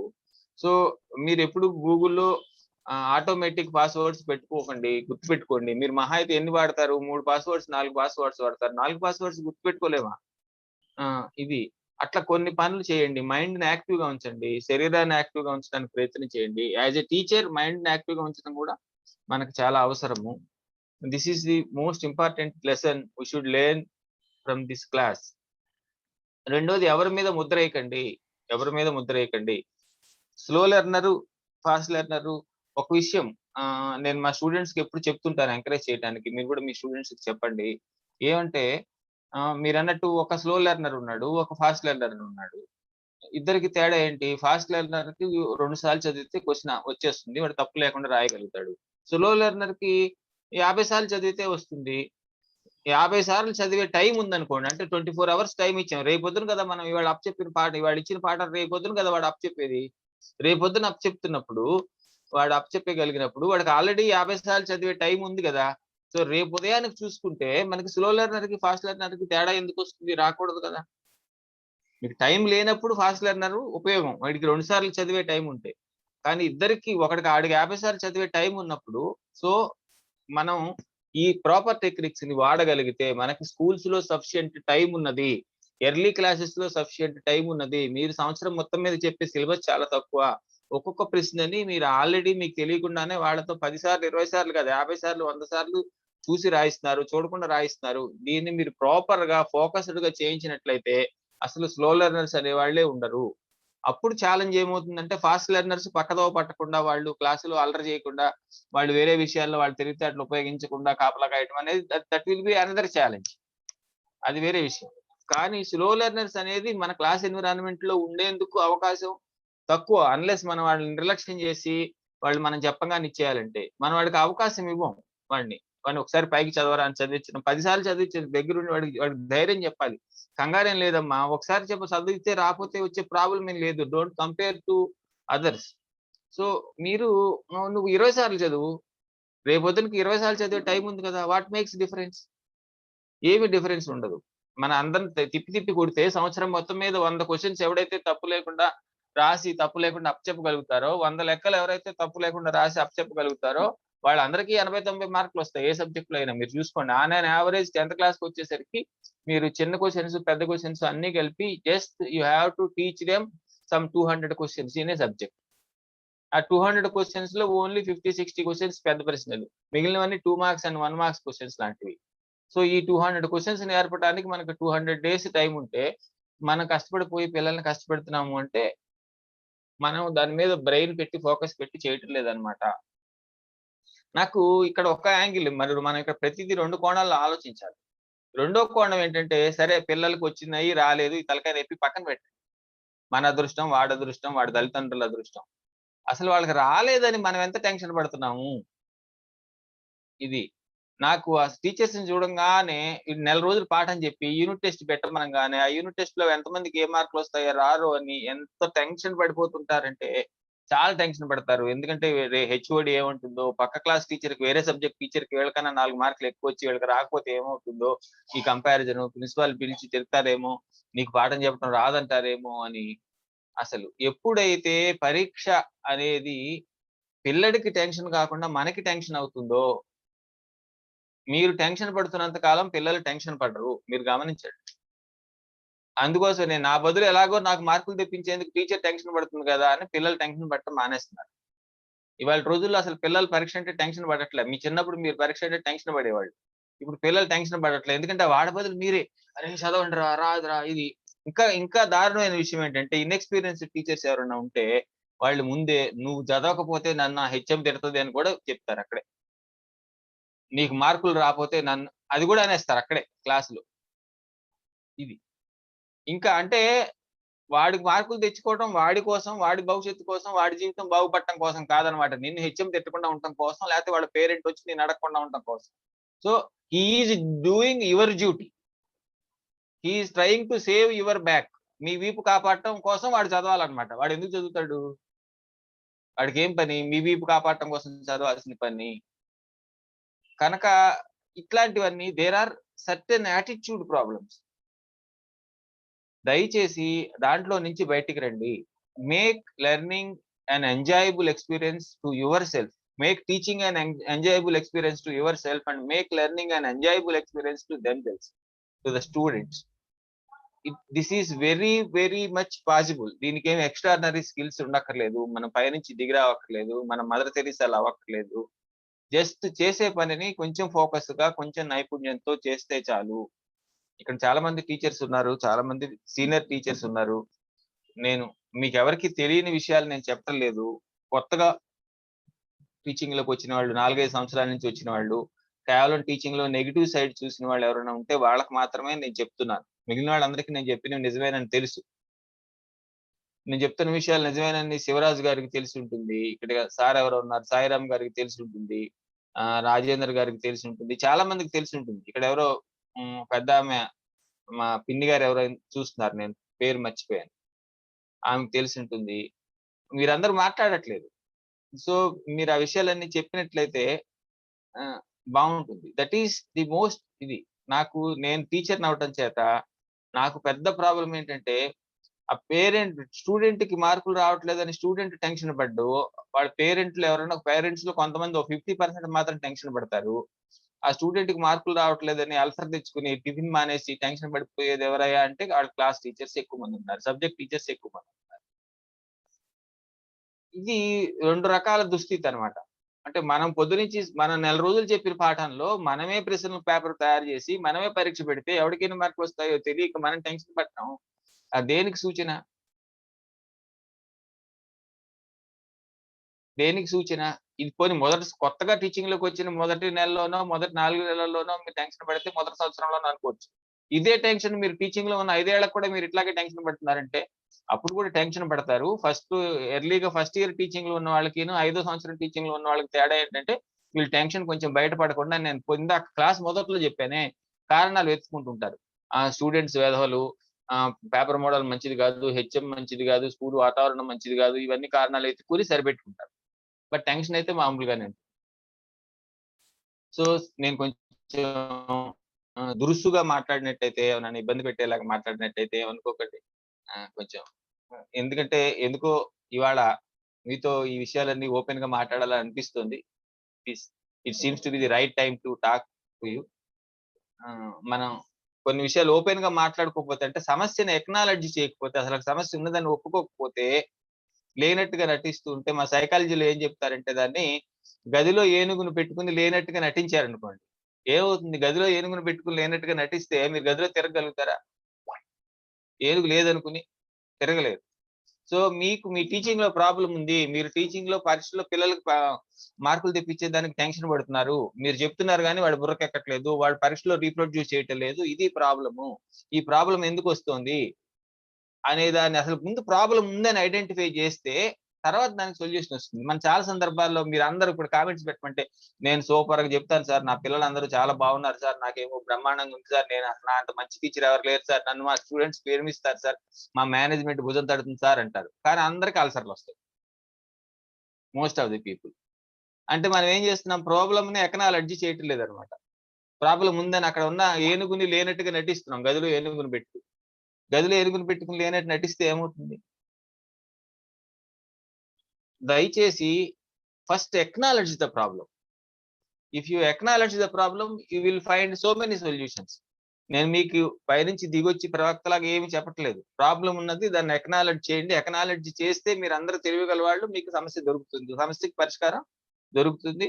సుబ్బారావు కాకపోతే శ్రీధర్ కాకపోతే గంపనాగేశ్వరరావు గారు కాకపోతే సమేక్స్, ఎవరో ఒకళ్ళు మీకు కావాలంటే హెల్ప్ చేస్తారు. You will get the solution. కానీ ప్రాబ్లం అక్కడ ఉంచుకుని ప్రాబ్లం లేనట్టుగా మనం యాక్టింగ్ చేసినప్పుడు దానికి సొల్యూషన్ దొరకదు. సో సార్, శ్రీధర్ గారు ఏమన్నా అర్జెంట్ పని ఉందా? ఏమన్నా ఒక పావు గంట క్వశ్చన్ అండ్ ఆన్సర్స్ ఉన్నాయా? Yeah please sir, question and answers తీసుకోండి sir. So question and answers only 15 minutes if there are any. Subhashini madam గారు. సార్ నమస్తే సార్. నమస్తే. నమస్తే మా. సార్ నేను ఒక కార్పొరేట్ స్కూల్లో వర్క్ చేస్తున్నాను సార్. అయితే వాళ్ళు ఒక షెడ్యూల్ ఇస్తారు, షెడ్యూల్ ఫాలో అవ్వాలి. షెడ్యూల్ ఫాలో అవుతూ స్లో లెర్నర్స్ మీద ఫోకస్ చేయడం అనేది చాలా పెద్ద టాస్క్ గా అనిపిస్తుంది. ఇన్ బిట్వీన్ దట్ మళ్ళీ ఎగ్జామ్స్ ఒకటి కండక్ట్ చేయాలి, యాక్టివిటీస్ ఉంటాయి. సో ఇవన్నీ ఎలా బ్యాలెన్స్ చేసుకోవాలి సార్? పోర్షన్ కంప్లీట్ చేస్తూ అలాగే స్లో లెర్నర్స్ మీద ఎలా కాన్సన్ట్రేట్ చేయాలి? Please help sir. నిజంగా కరెక్ట్. నేను అందుకనే మీరు చెప్పకముందే నేనే అక్నాలెడ్జ్ చేశాను దాన్ని. ఎందుకంటే good question, it's a practical question. అంటే ప్రతి ఒక్కరికి ఇది ఉన్న ప్రాబ్లం అదే. ఎందుకంటే కార్పొరేట్ స్కూల్ అంటే వాళ్ళు డిజైన్ చేస్తారు, మీరు సొంతంగా చేయడానికి ఏమీ ఉండదు అక్కడ. ప్రతి ఒక్కటి ఈ రోజు ఇది చెప్పండి, ఇన్ని మార్కులు తీసుకురండి అనేది చెప్తుంది. మీరు ఇంత ముందు చెప్పినట్లు అంటే వాళ్ళు అక్నాలెడ్జ్ చేసేది అంటే ఓన్లీ ఎఫర్ట్ ని అక్నాలెడ్జ్ చేయరు. ఇక్కడ కానీ కార్పొరేట్ స్కూల్లో ఏంటంటే ఓన్లీ అవుట్కమ్స్ నే చూస్తారు. అందుకని స్లో లెర్నర్స్ దగ్గర ప్రాబ్లం ఏంటి ఇదే వస్తుంది అనమాట. బట్ నేను చెప్పడం ఏంటంటే కొంచెం ఏదైనా అవకాశం ఉంటేనే చెప్తున్నాను. ఎందుకంటే మీ స్కూల్ ఎన్విరాన్మెంట్ నుంచి పూర్తిగా బయట వచ్చి చేయడం కాదు, కానీ కొంచెం ఎక్స్ట్రా ఎఫర్ట్ పెట్టగలిగితే, ఎందుకంటే అల్టిమేట్ గా అదే కార్పొరేట్ స్కూల్ మిమ్మల్ని అప్రిషియేట్ చేయాలంటే ఏంటంటే ఈ స్లో లెర్నర్ ని కానీ మీరు కొంచెం ఇంప్రూవ్ చేశారంటే జరుగుతుంది. వీలైతే మీ హెడ్ మాస్టర్ తో కొద్దిగా తీసుకోండి. నేను కొంచెం వాళ్ళతో ఎక్స్ట్రా టైం చేయాలనుకుంటున్నాను. ఇది చేసిన తర్వాత అనేది వీలైతే కొంచెం వాళ్ళతో మాట్లాడి ఈ స్లో లెర్నర్స్ ని సపరేట్ గా కొంచెం ఎక్స్ట్రా క్లాస్ పెట్టుకోవడము, లేదా ఈ రకంగా అంటే నార్మల్ ఒక ఫాస్ట్ లెర్నర్స్ కి చెప్పిన విధంగా కాకుండా వీళ్ళకి సెకండ్ టైం రిపీట్ చేయడం కానీ, లేదా వాళ్ళ కాన్సెప్ట్ ఓరియంటెడ్ వాళ్ళని అడగడం అనమాట. అంటే ఫస్ట్ ఒక ఎగ్జామ్ రాశాడు, దీంట్లో బేసిక్ గా ఏంటంటే ఈ ఎగ్జామ్ ఈ క్వశ్చన్ అంటే తను తప్పు రాశాడు అని పక్కన పెడదాం, తప్పు ఎందుకు రాశాడు అనేది మనం అడగాలి. ఓకే, నువ్వు నీ ఆలోచన ఏంటి, ఎందుకు తప్పు రాసావు, నీ ఉద్దేశం ఏంటి అంటే తన ఉద్దేశంలో అది కరెక్ట్. మరి ఎందుకు నేను ఫస్ట్ లో చెప్పిన ఎగ్జాంపుల్ అదే అనమాట. తన ఉద్దేశంలో అది కరెక్ట్ ఉండొచ్చు, బట్ మనకు అది తప్పు అనిపించచ్చు అనమాట.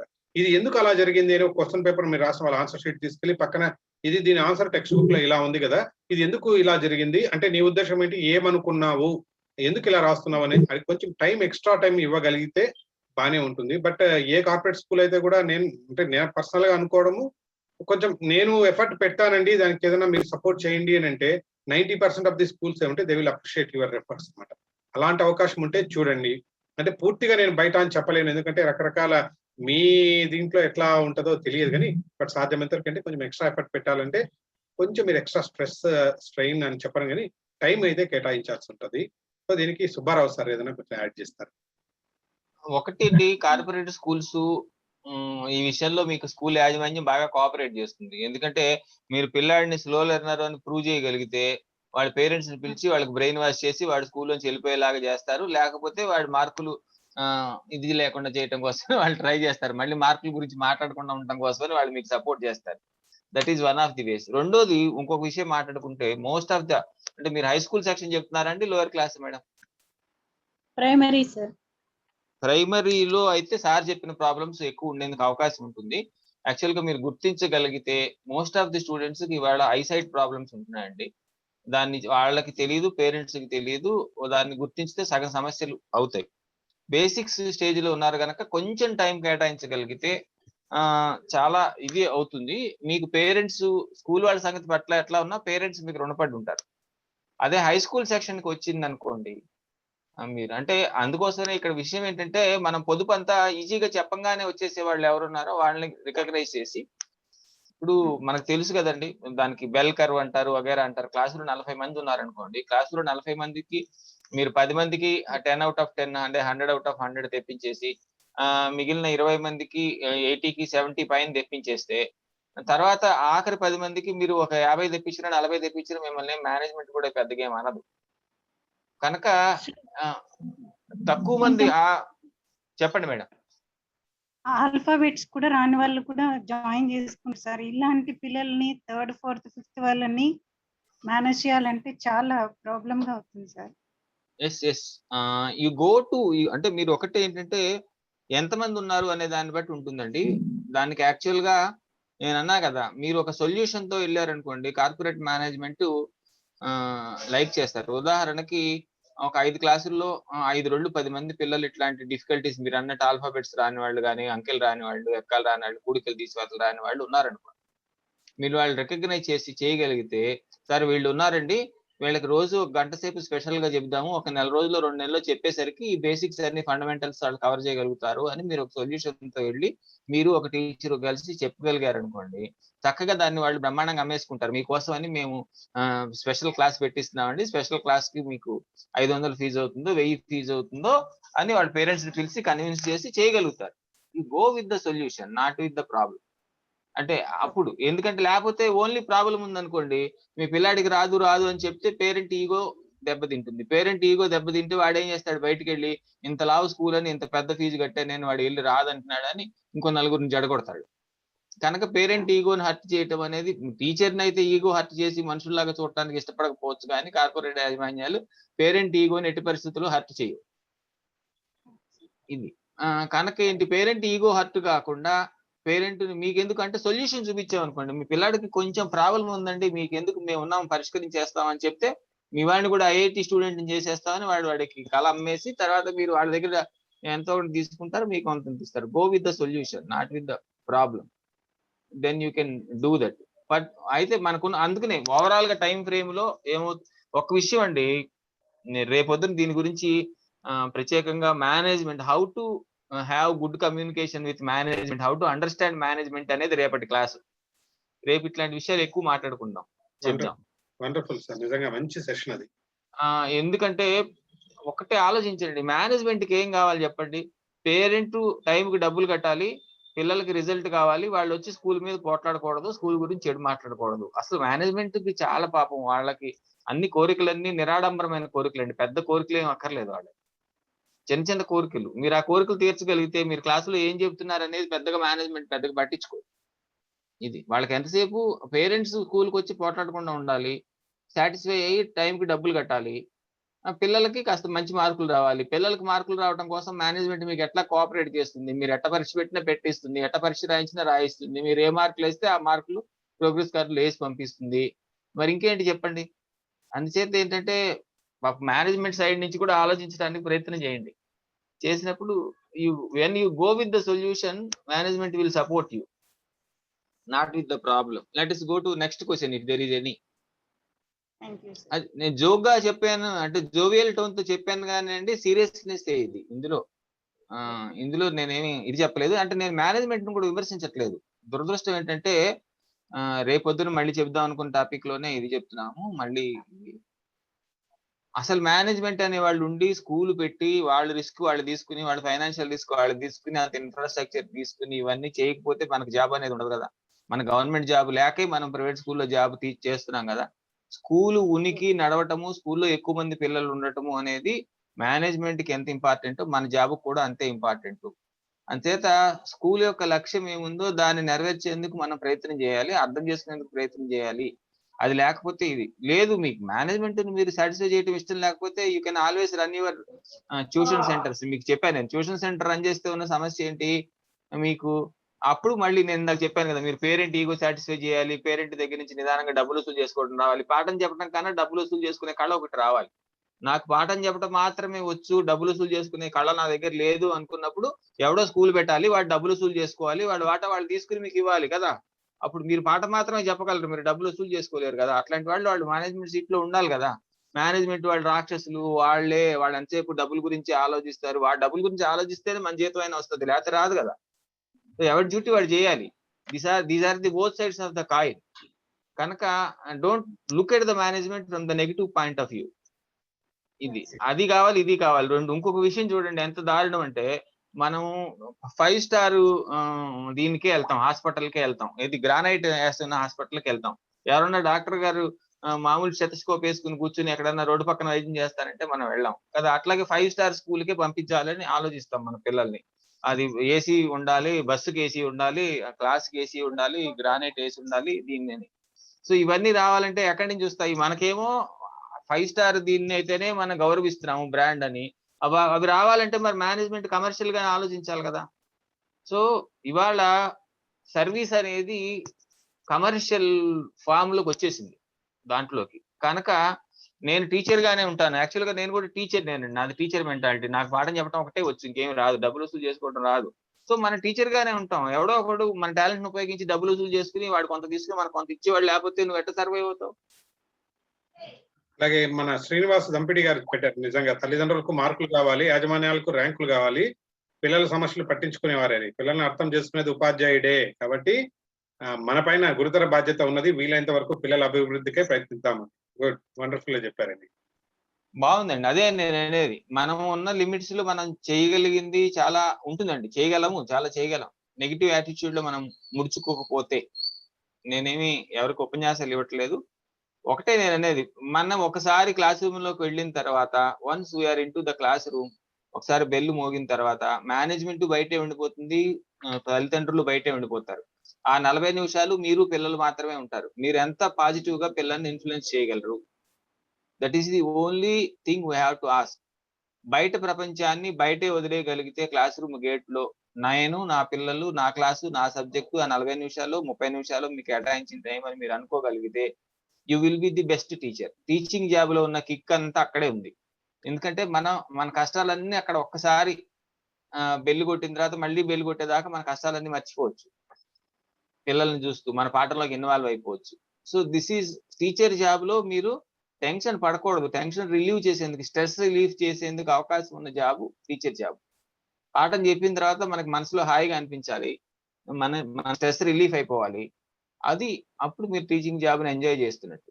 తర్వాత మీకు 100 సమస్యలు ఉండొచ్చు, బయటకి క్లాస్ బయట అడుగు పెట్టంగానే ఈఎంఐలు ఉండొచ్చు, రెంట్ అడగచ్చు, లేకపోతే మీకు హెచ్ఎంకి పడకపోవచ్చు, పక్క క్లాస్ టీచర్ కి పడకపోవచ్చు. మన అందరం మనుషులమే, మనకు అన్ని సమస్యలు ఉంటాయి. But let all those problems should not enter between you and your students, you and your subject when you are teaching. That should be the attitude. అది పాసిబుల్ కాదా? పెద్దలు ఉన్నారు సార్, శివ అని దీంట్లో ఉన్నారు సార్, నేను చెప్పింది పాసిబుల్ ఏనా కాదా? అన్మ్యూట్ చేశాను సార్ని. ఒకసారి sir, shall I speak sir? Yes sir. Okay. How to make quick revision by the slow learner before exams? మీకు తెలియక అడిగారా, మాకు తెలుస్తుందా లేదా అని అడిగారా? కాదు సార్, దాంట్లో వర్క్ మాకంటే మీకు ఎక్కువ ఉందని చెప్తారని. ఏం లేదు సార్, మీరు మనకి టాప్ లెర్నర్ ఉన్నారు అనుకోండి సార్, టాప్ లెర్నర్ ని మొత్తం సిలబస్ అంతా చదివిస్తాం కదా. వాడికి టాప్ లెర్నర్ కి ఏంటంటే nook and corner each half mark bit కూడా కవర్ అయ్యేలాగా చదివిస్తాం, కానీ వాడికి ఎక్కువ టైం పడుతుంది. స్లో లెర్నర్ కి వచ్చేసరికి మనం 40% సిలబస్ చదివిస్తాం.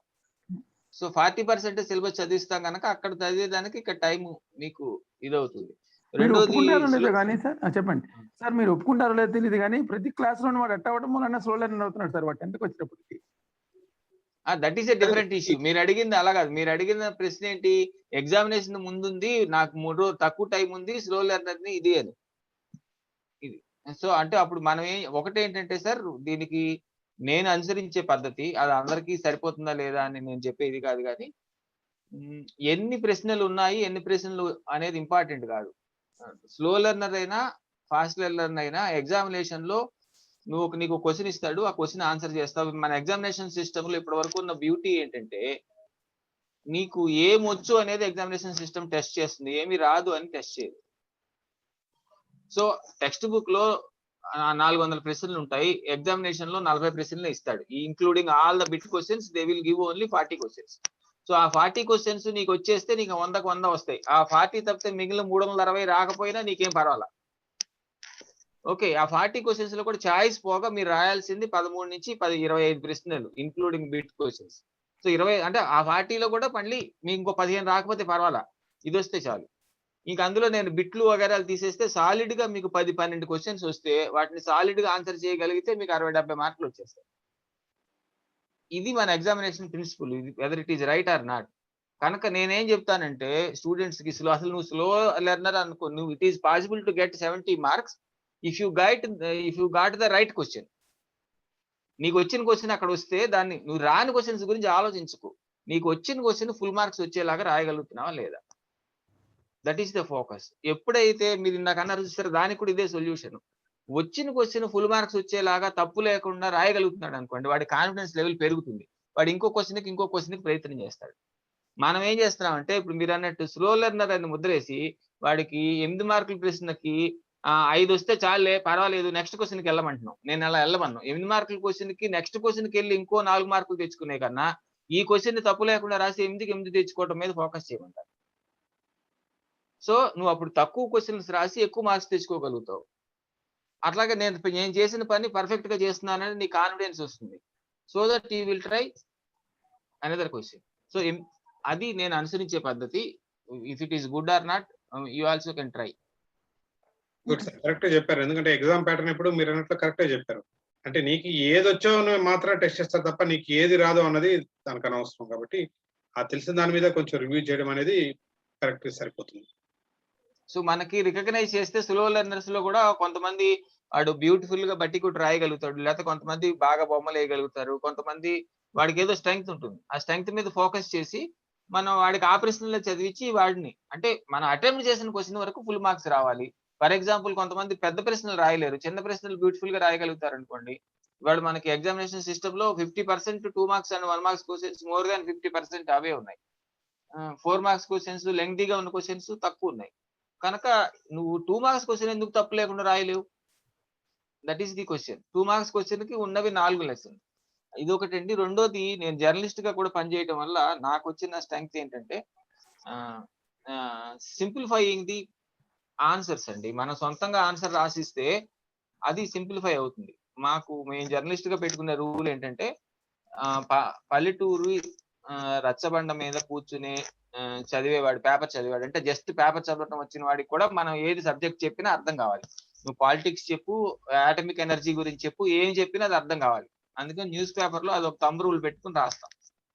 సో యాక్చువల్ గా ఎగ్జామినేషన్ మన పిల్లలకి నోట్స్ రాసేటప్పుడు కూడా అట్లాగే రాయాలి. దాంట్లో ఇంకొక థంబ్ రూల్ ఏంటంటే ఏ సెంటెన్స్ కి 10 మాటల కన్నా ఎక్కువ ఉండకూడదు. Maximum if it is a complicated sentence it should have 15 words only. 15 words కన్నా దాటితే మీరు కంపల్సరీగా బ్రేక్ చేయాలి. అసలు 10 వర్డ్స్ కాడి నుంచి సెంటెన్స్ బ్రేక్ చేద్దామని ట్రై చేయాలి. సో అదొకటి. రెండోది, మా గురువులు నాకు నేర్పింది ఏంటంటే ఎంత పెద్ద ప్రశ్నకైనా, నేను చెప్తాను 1986-19 సంగతిలో, ఆ రోజుల్లో మేము సోషల్ పేపర్ రాసేటప్పుడు కూడా సోషల్ పేపర్ మీరు 8 మార్కుల ప్రశ్న రాయాలంటే 8 వాక్యాలు రాసి 8 మార్కులు సంపాదించడం ఎట్లాగా అని చెప్పేవాళ్ళు. ఇవాళ సోషల్ ప్రశ్న మీరు మీ క్వశ్చన్ బ్యాంకుల్లో చూస్తే ఆన్సర్ 8 మార్కుల ప్రశ్నకి ఎన్ని మార్కులు వాడు 20 వాక్యాలు రాయిస్తున్నాడు. 20 వాక్యాలు క్లాసులో టాపరే తప్పు లేకుండా రాయలేడు, ఇంకా స్లో లెర్నర్ ఏం రాస్తాడు? సో మనం దాన్ని సాధ్యమైనంత అంటే సూటిగా సంక్షిప్తంగా ఏది అవసరమో అంతవరకే చెప్పి అనవసరమైన దాన్ని కట్ చేసేటట్టుగా ఆన్సర్స్ డిజైన్ చేసుకోవాలి. సో ఆన్సర్స్ డిజైన్ చేయడం అనేది స్పెషల్ టెక్నిక్ అది. మీ అందరు టీచర్స్, గవర్నమెంట్ టీచర్స్ అయితే బాగా తెలుస్తుంది. పేపర్ వాల్యూ చేసినప్పుడు మీరు ఎంత రాశారని కాకుండా సర్టెన్ పాయింట్స్ ఉంటేనే మార్కులు పడతాయి, లేకపోతే పడవు అని వాల్యుయేషన్, పాయింట్స్ ఆఫ్ వాల్యుయేషన్ ఉంటాయి కదా. So points of valuation senior teachers అందరికీ తెలుసు కదా. ఆ పాయింట్స్ ఆఫ్ వాల్యుయేషన్ వచ్చేలాగా మీరు తక్కువ మాటలతో ఎక్కువ పాయింట్స్ ఆఫ్ వాల్యుయేషన్ కవర్ అయ్యేలాగా ఆన్సర్స్ ఎందుకు రాయలేకపోతున్నాం? మీరు అది రాయగలిగితే స్లో లెర్నర్స్ కి చాలా బాగా ఉపయోగపడుతుంది కదా. అంటే దిస్ ఈజ్ ఎ డిబేట్ అండి. నేను ఎవరిని చేయట్లేదు, మీకు చేత కాదని చెప్పట్లేదు. But I'm saying that there are so many positive solutions to the problems we're facing in the day to day teaching life అని చెప్తున్నాను అంతే. నేను చెప్పింది ఏదైనా ఇబ్బందికరంగా ఉంటే ఏమనుకోకండి. నా అజ్ఞానము, ఓవర్ కాన్ఫిడెన్స్ అనుకోండి. It's okay.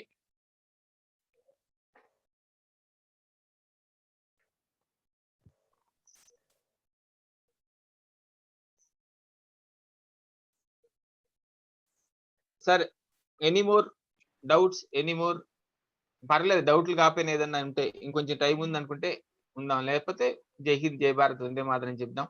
I expect feedback and I expect assignments from you. మీకు నిన్న కూడా అసైన్మెంట్ ఇచ్చాం కదా, సార్. సో చేయడానికి ట్రై చేయండి. సార్ ఏమన్నా చెప్తారా అండి? నిన్న అసైన్మెంట్ ఇవ్వలేదు సార్. ఏం చెప్పారు? ఇవ్వలేదా? ఫైనాన్షియల్ మ్యాటర్స్ డిస్కస్ చేసాం కానీ అసైన్మెంట్ ఇవ్వలేదు సార్. ఓకే అండి, అసైన్మెంట్ మర్చిపోయాను, నేను ఇస్తాను. అయితే అసైన్మెంట్ Okay, ఇవాళ, నిన్నటిది కూడా ఇవాళ ఇస్తాను. ఓకే నిన్నటిది సార్. ఇవాళ అదే అనుకున్నాం కానీ మళ్ళీ ఎందుకు నేను సరే సార్. ఓకే. బాబు గారు, ఓకే. బాబు గారు ఏమైనా అడుగుతారా? Please be quick. Sir happy evening sir.